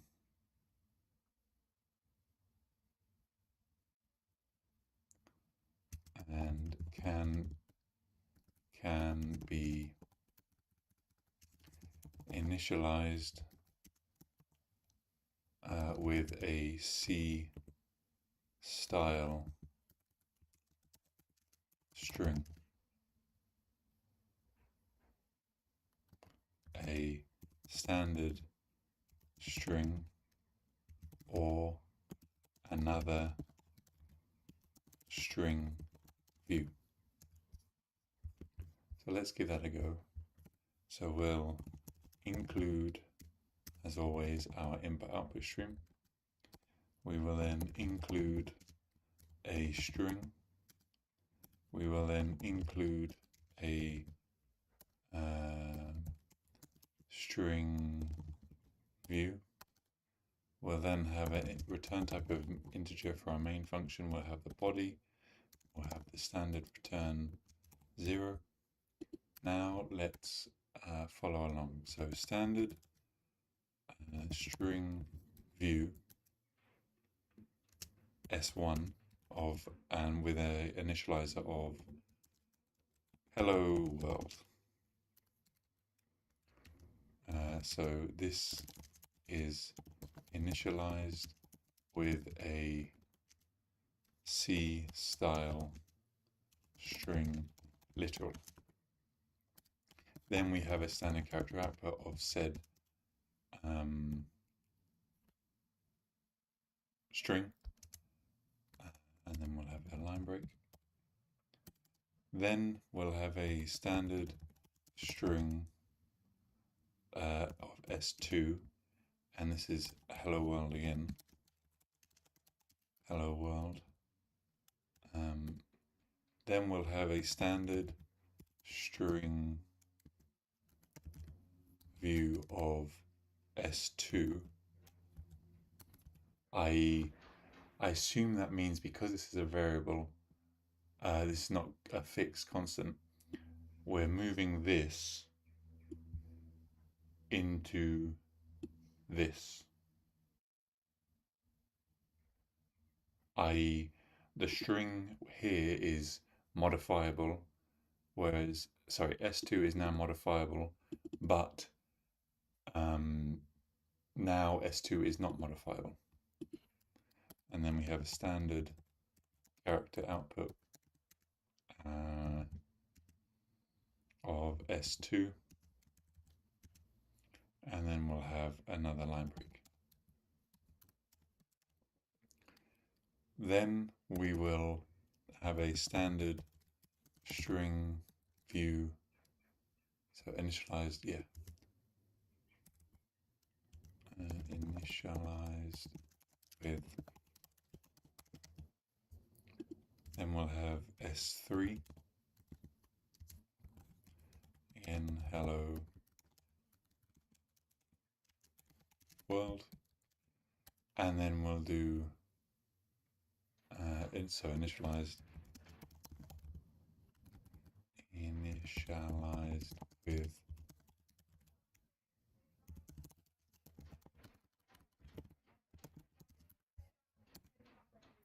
and then we'll output it.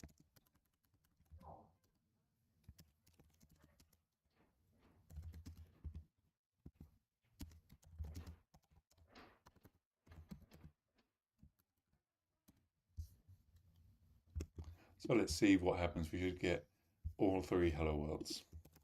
Clear.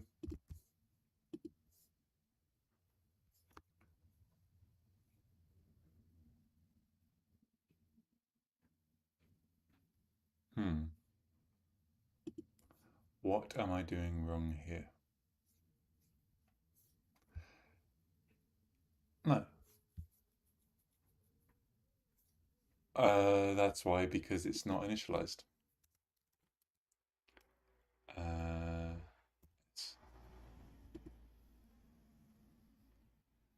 that should be S.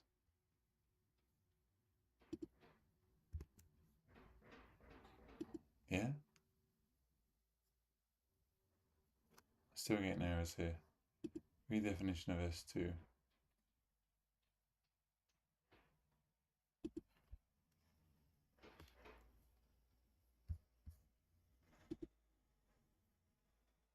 Okay, good. Okay.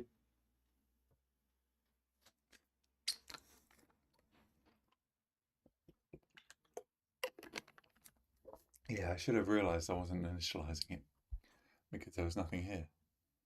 I must have obviously just been confused. I obviously thought this was initializing it, but then I realized we're actually looking at the string view, not the string. Okay.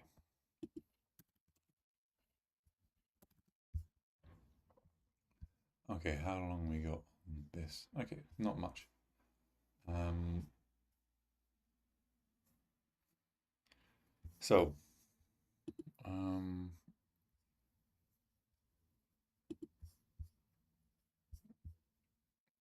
No, thank you. Standard string languages will accept many different types of string arguments.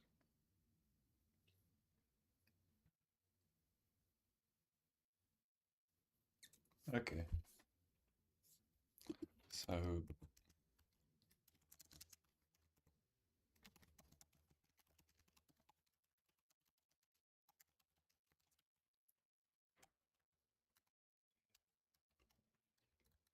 implicitly convert to,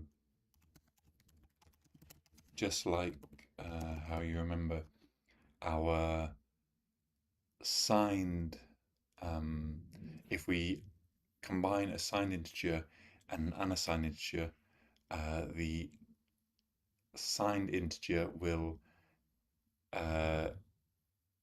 implicitly go to an unsigned. Was that correct? Signed integer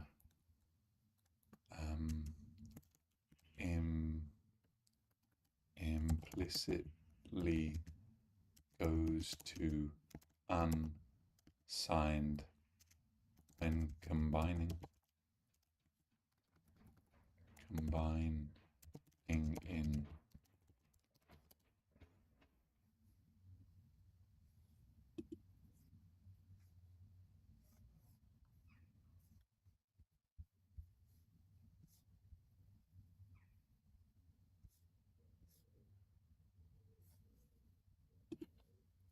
I think that's right.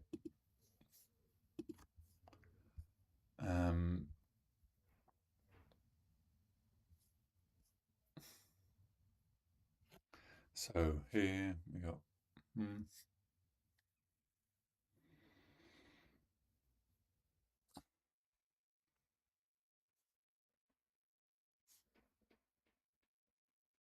yes.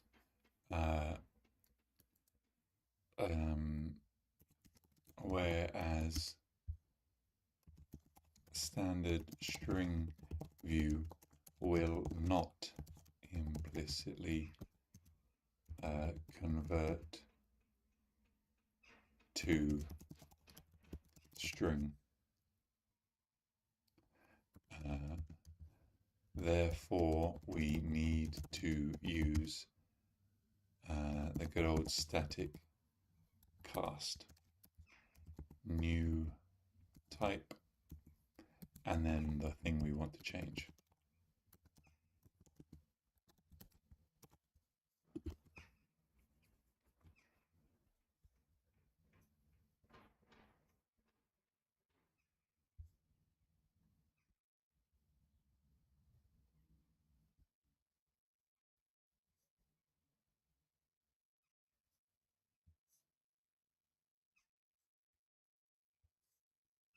Yeah, that makes sense to me.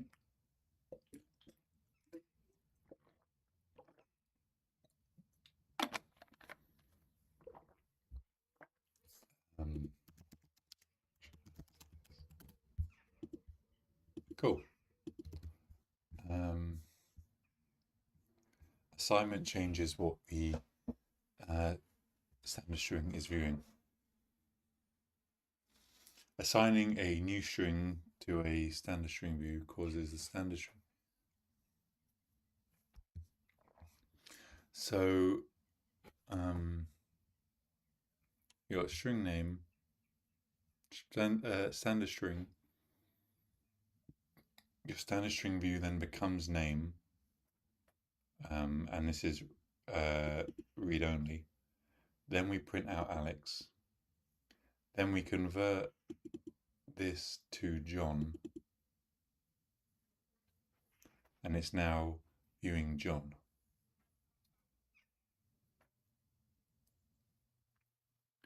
SV.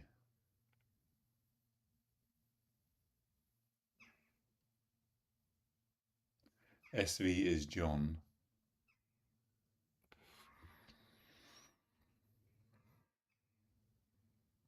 Causes the now view string of John.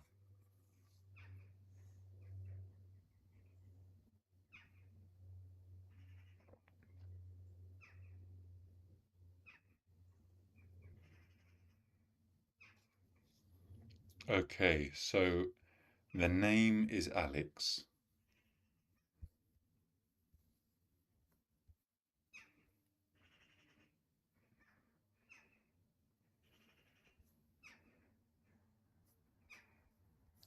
So name is still Alex. And the standard string view is initialized So SV is now viewing that. SV prints that. So SV is now viewing, so we can change the view, but that doesn't mean we change the string.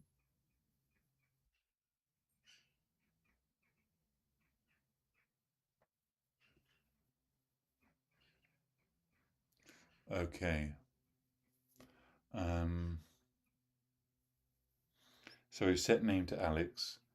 We then view name via SVV, then SV then views name, which is Alex. So it's initialized with name. Then we print SV, which is Alex, because it's initialized. Then we set SV to John, which causes it to view a new string, John. Then SV is John, but name, i.e. the string, is always Alex. Okay.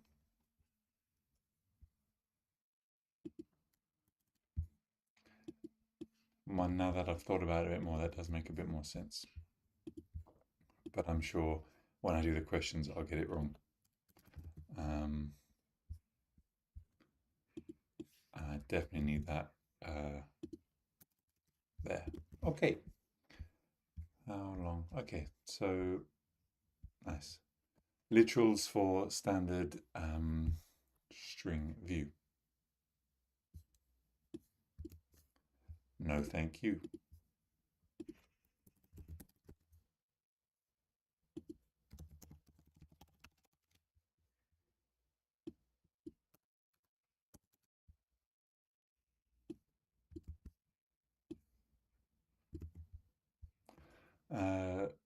Literals. Double quoted string. We can create string literals with a type by using suffix after the double quote.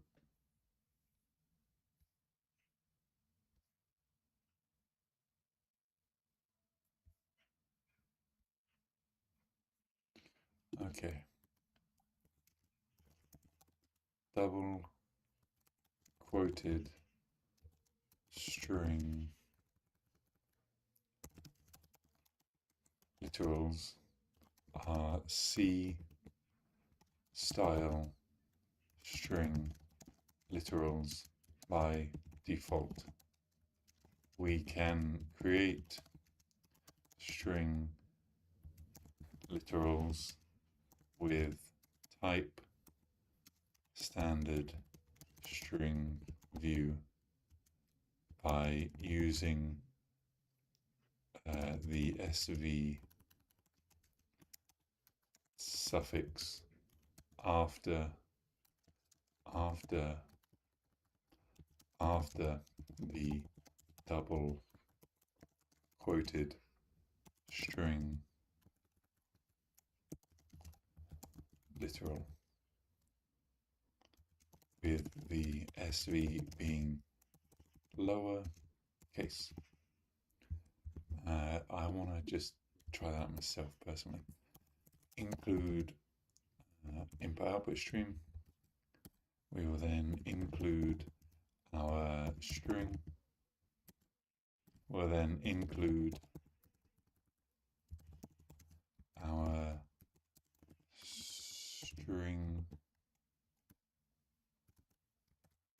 string view. We'll then have a return type of integer for our main function. We will then, using namespace standard string literals, to access the S suffix. We will then do using namespace standard string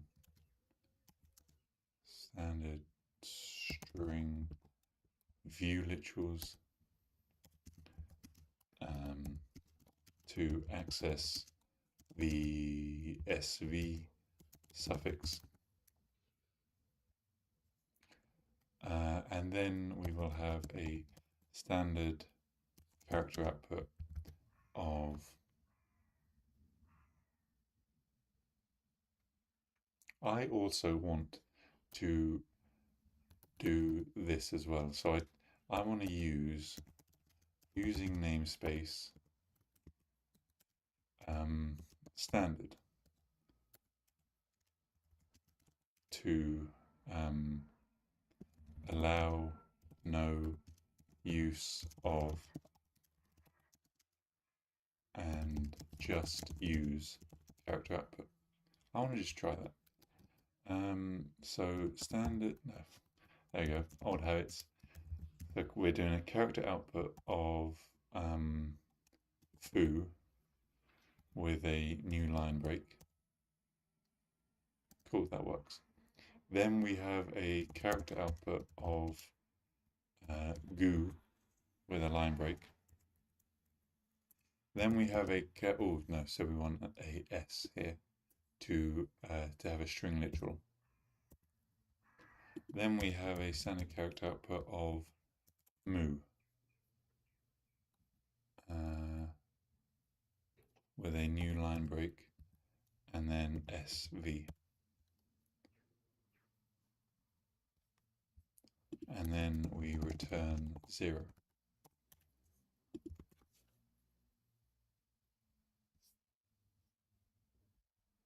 Although why is it in a string?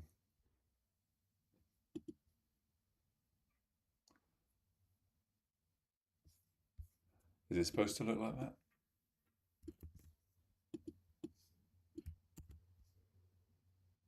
Yeah, it is.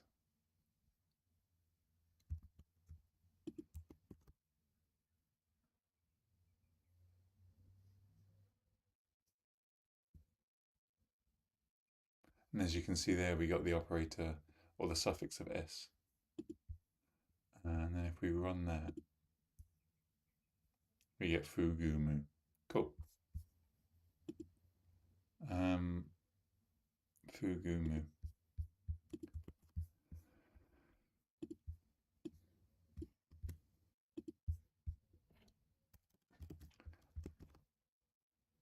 I know in previous lessons this guy has said to not using standard namespace, but in my opinion, if he's using this, why would you not want to use this as well? So perhaps in the future I'm going to use using namespace more often, as that looks a lot simpler and a lot nicer than this. And it also allows me to use character input without that as well. And again, using namespace we discussed. It's fine to initialize standard string view with that's okay.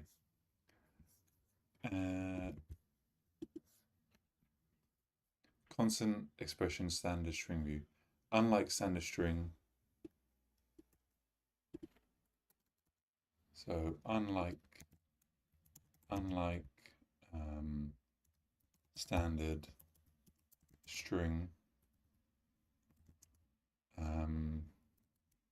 so no, sorry, that should be constant expression. So what we'll do is we'll get rid of that.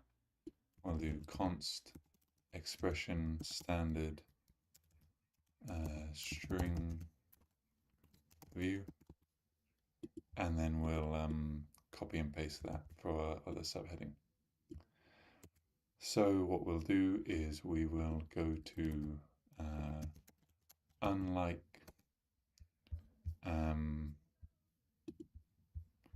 standard string view, unlike standard string, standard string view has full support for const expression. Okay, which means we can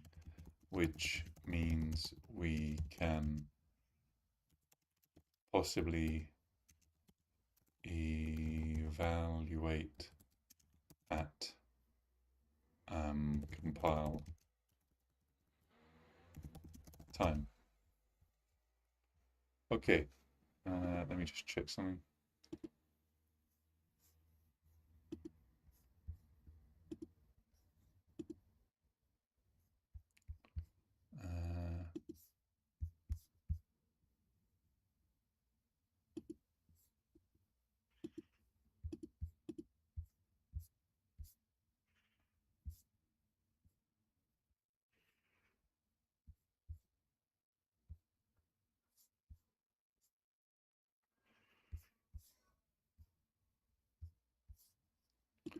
Okay, we're still good.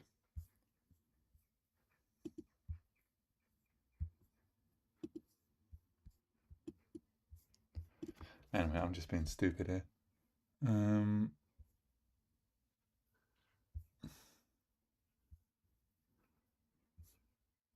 Yeah, okay, we're still good.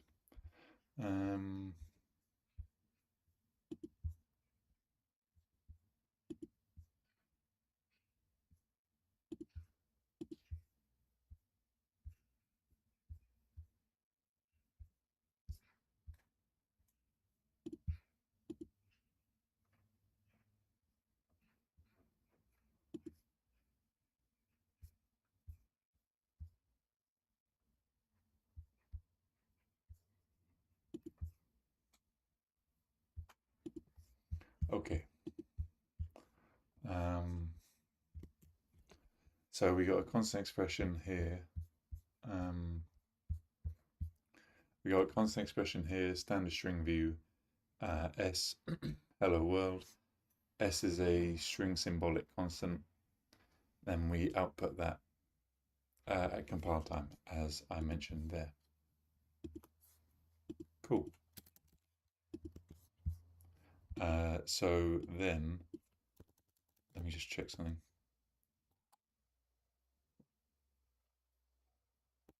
Yeah, okay, cool. Still good on the audio. This makes constant expression string view the preferred choice when string symbolic constants are needed. No thanks. We'll be continuing in the next lesson. So let's move on to standard string view. How long is it? Okay, it's quite long. I think we'll see where we are in about half an hour, and what happens.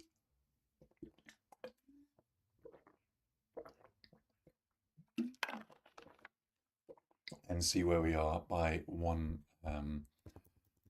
p.m.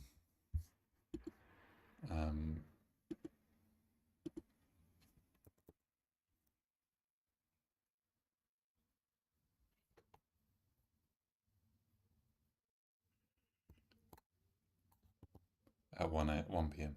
Sorry.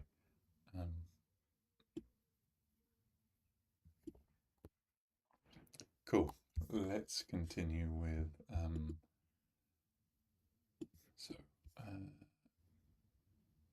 standard string view. Yeah.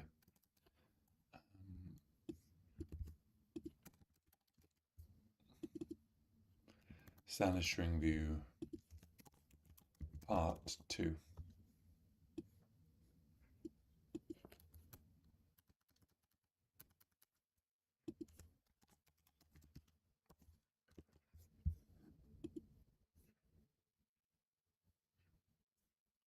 Sorry, I'm just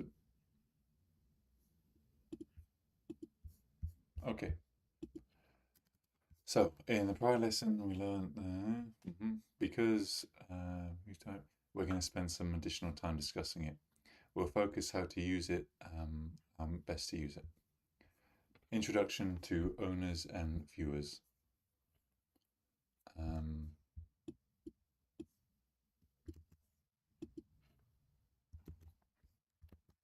Maybe that should actually be the title there, because we're still on string views, and I don't think I'm going to differentiate between that. You're going to paint a picture of a bicycle, but you don't have a bicycle. What do? Um, well, you could go to the local shop and buy one. Yeah, you can go. Ownership can be expensive. As an owner, your responsibility is to acquire, manage, and properly dispose of the property, of the objects you own. One way out of the house. On your way out of the house, you glance at the your front window, out of your window, out of your window front, your front window. You notice your neighbour has been parked by. You could just paint the picture. Inexpensive. Okay, so um, ownership in programming is expensive, but viewing is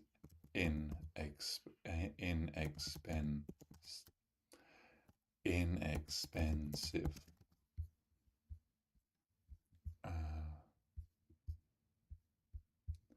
And I'll just copy that.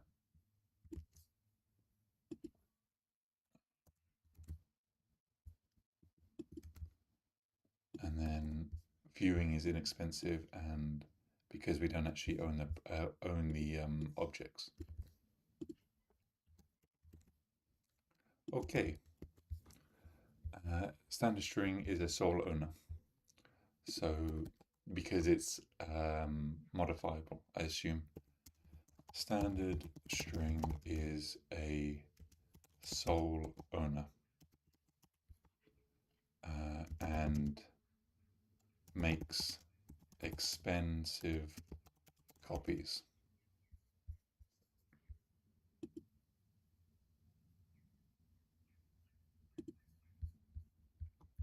When an object is instantiated, memory is allocated to that object for that object to store wherever the string is needed for its lifetime. The memory is reserved for the object and guaranteed to exist for as long as the object does. It's a safe space. Standard string, copy, and most other objects copy the initialization value they are given into the memory so they can have their own independent value to access and manipulate later. Once initialization has been copied, the object is no longer relevant on the initializer in any way. And that's why it's expensive. I assume then that standard string view is a viewer, not an owner. And that's a good thing because initialization generally can't be trusted after initialization is copied. If you imagine the initialization process, as a function call, what is happening? That initializes the object who is passing the initializer, the caller. When the initializer is done, control returns back to the caller. At this point, the initialization statement is complete, and one of two things will happen. It is either destroyed or still has access. Okay.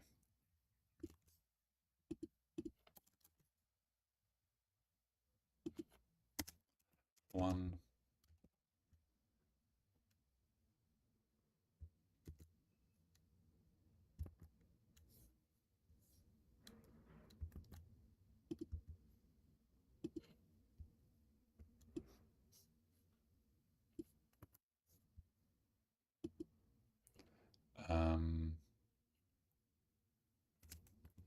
One and then two. Or rather, I don't think I need that. One of two things will happen. Because it makes it doesn't worry about what happens after. That is true, yeah. The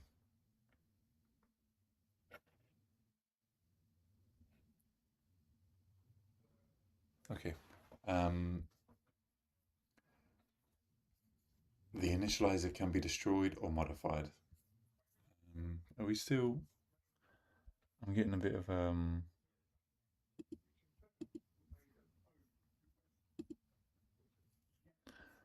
How are we looking on the stream? We're still up because it doesn't seem like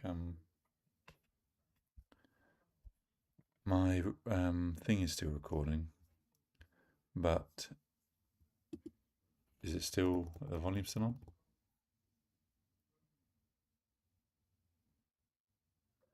Yeah, the volume's still on. Okay, good, and everything's up. I just thought it had gone down for a second there.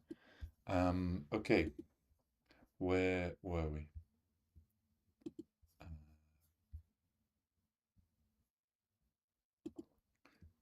Yes, because it makes its own. It doesn't care or doesn't worry what happens after the initialization. The initializer can be destroyed or modified, and it doesn't affect the standard string. The downside is that this independence comes with the cost of making an expensive copy. Yes. In the context of analogy, standard string is the owner. Yeah. So standard string is the owner, and I would assume that perhaps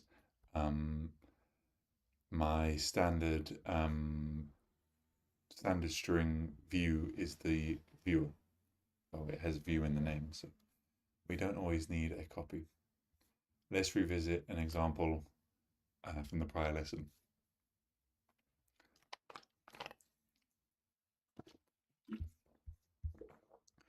Um,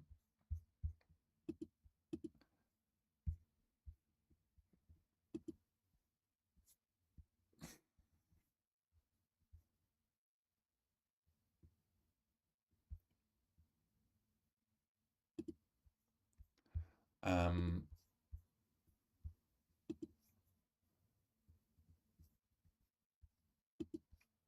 okay, private example. So we got a void return type, we've got a print string,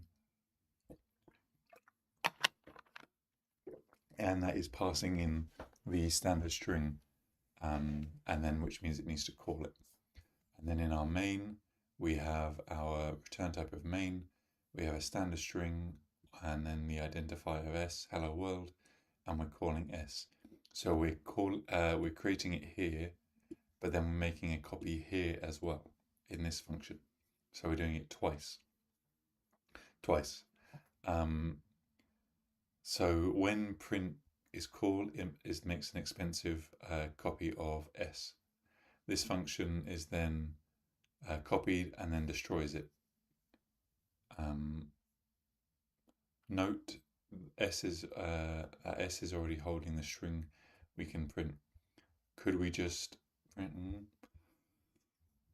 s could be destroyed? Could s be destroyed while string is still being used? No, because of the caller. Could it be modified? No, because it dies at the end. And does string modify the string in some way? No, because the function doesn't modify it at all. That makes sense. So, since all three of these criteria are false, there is no risk in using the string s to make instead of making copy. And since strings are expensive, why do we need to use that data anyway? So whilst standard string is a owner,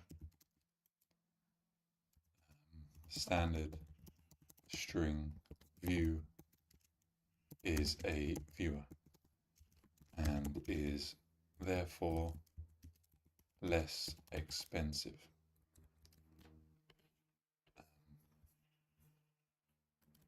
So standard string view takes a different approach. to initialization.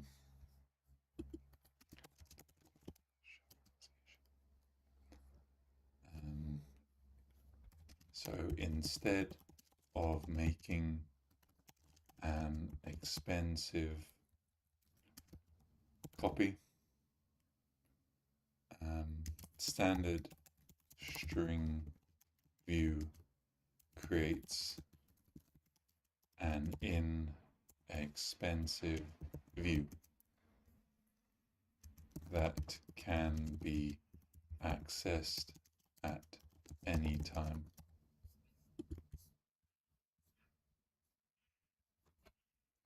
It's important to note that remains dependent. Yes, because it actually needs the initializer in the first place.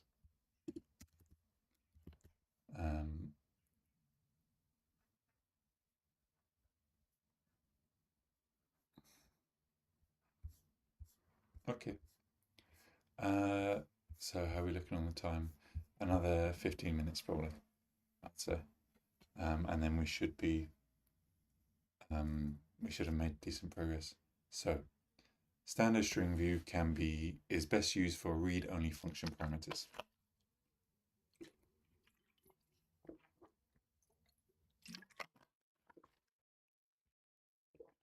So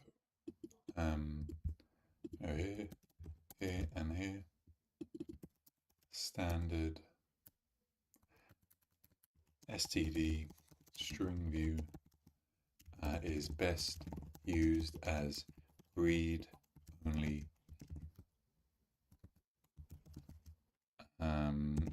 function parameters.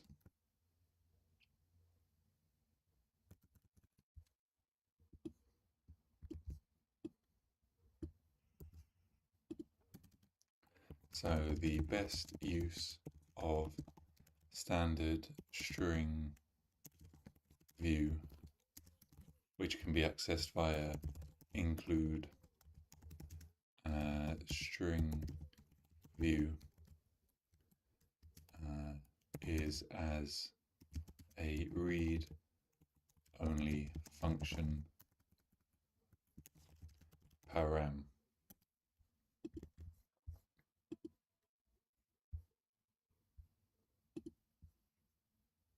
Okay, as a read-only function param. This allows us, as we previously learned, this allows us to pass in either, and it was a C style string, a standard string, or even a standard string view itself. This allows us to pass in either a C style string or a standard string view.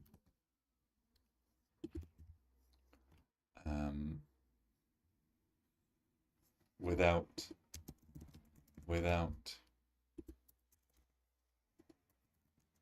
having to create a copy.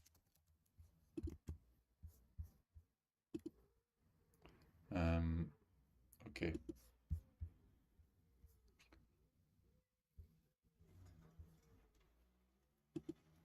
So let's copy again, or let's use it again. So what we'll do is we'll do include, we'll do input output stream. We will then include string, and then finally we will include string view. Then we'll have a void return function for print sv, and then we'll pass in the standard. What I actually want to do is I want to do, if I do it here, using namespace, and then what if I did standard string view literal, and then here all I need to do is Um, no, how did I do it again?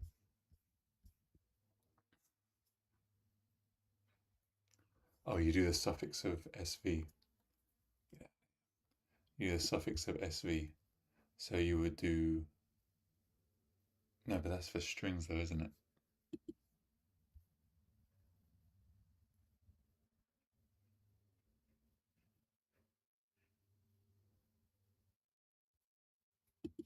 No, I'm gonna actually just follow the example along for now. String view str, and then we are returning, or we're doing a standard character output, or rather, we will do using namespace std, and then we'll get rid of that, and then we'll do string, call the str, and then we'll do a line break.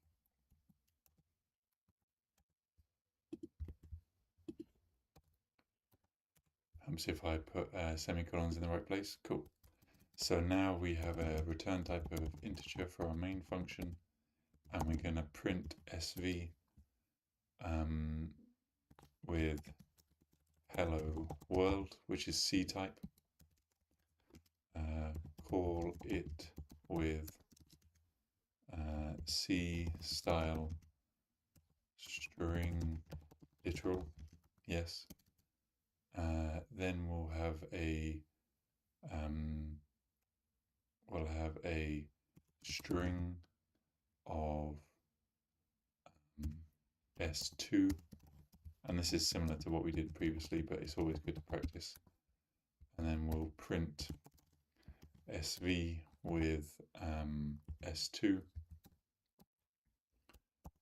and then we need to remember the semicolon. This calls with standard string, and then we'll have a string view of s3, and then s2, and then we will print sv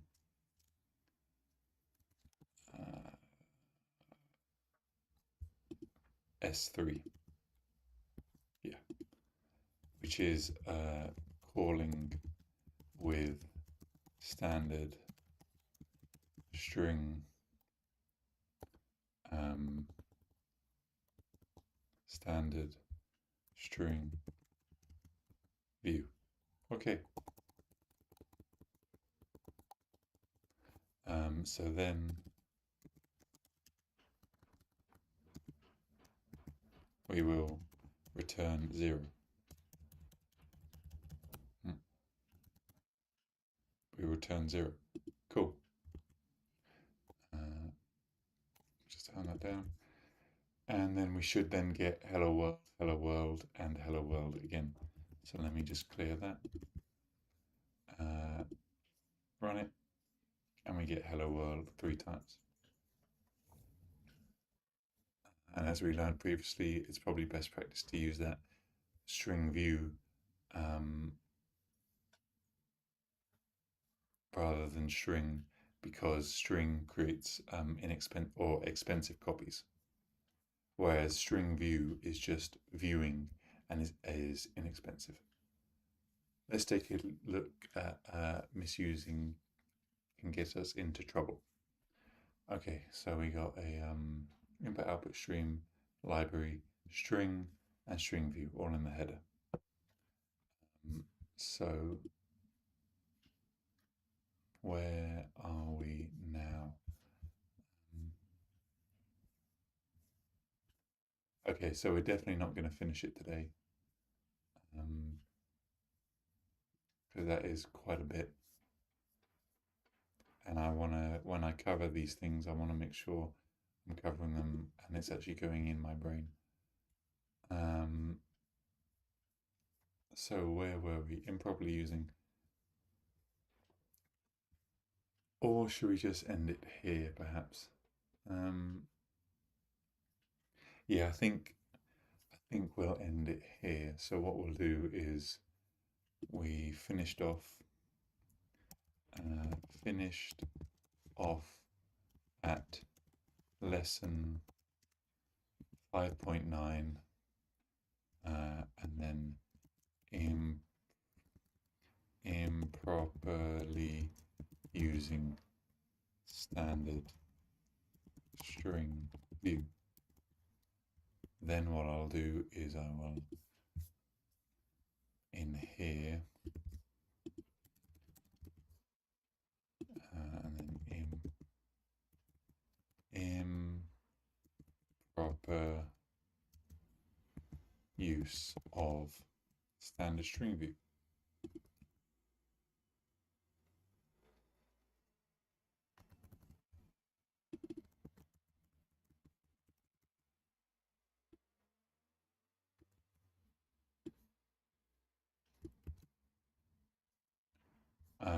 Yeah, so that's where we left off. Okay, cool. So what I'm going to do now is I'm going to make changes or save to my GitHub local repository. I want to clear my terminal first. So day 10. So what did we cover today? We obviously covered strings and string views. I think that might have been the main thing we did, to be honest. So I'll go to our working tree.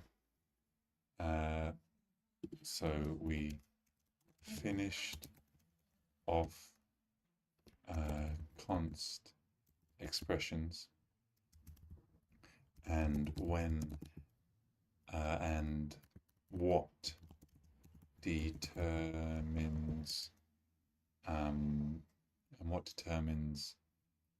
if it is evaluated at compile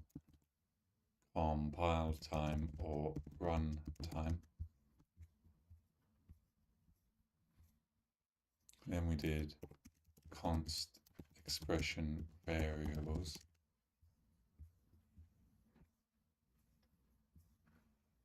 Then we did const expression functions.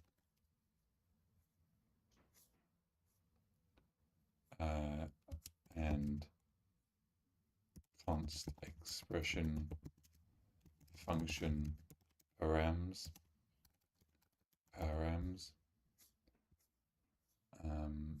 Then we started learning about standard string with the header of include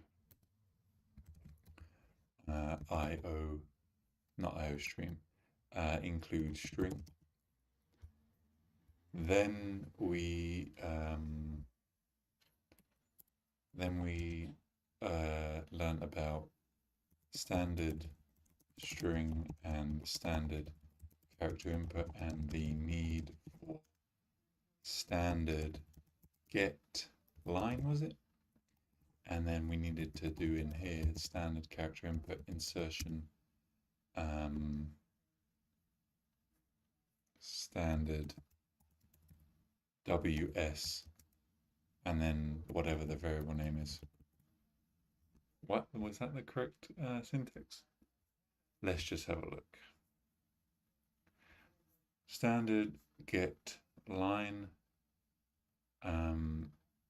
standard WS, and then whatever the variable name is there. Okay, so that is correct there.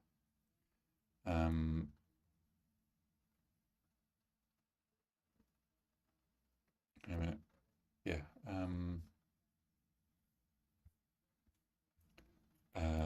Which teaches the importance of white space. And then we obviously learned more about standard WS. Then we learnt about variable name dot length and the ability to use static cast new type and then expression.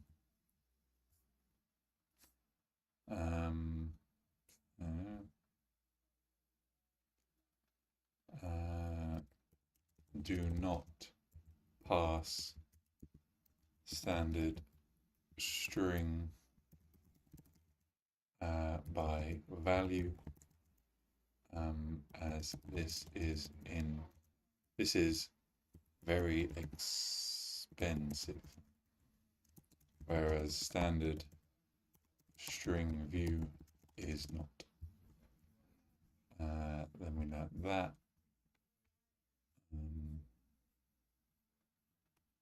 We did static type, static cast, which is here.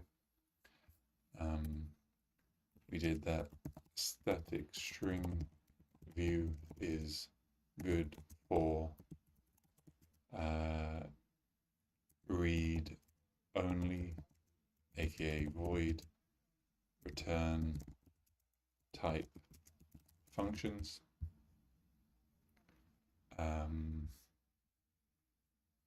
And then finally we learn about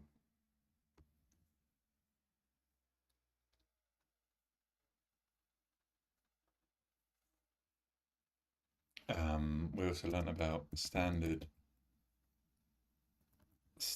string view being able to be initialized with C style strings, standard string, and standard string views themselves. We also learned about, I don't think I covered it yet, but the suffixes, as I just remembered, the ability to use suffixes for strings, i.e.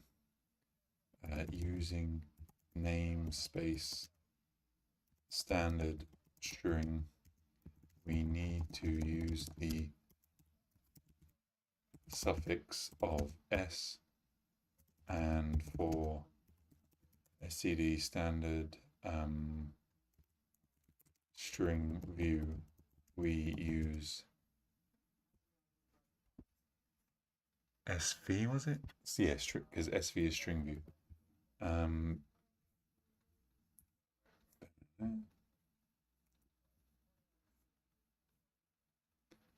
Literal, so yeah, there we go. Constant expression. Standard string view can be used in const expression. And then finally we finished off with introduction to ownership, aka standard string, and viewers,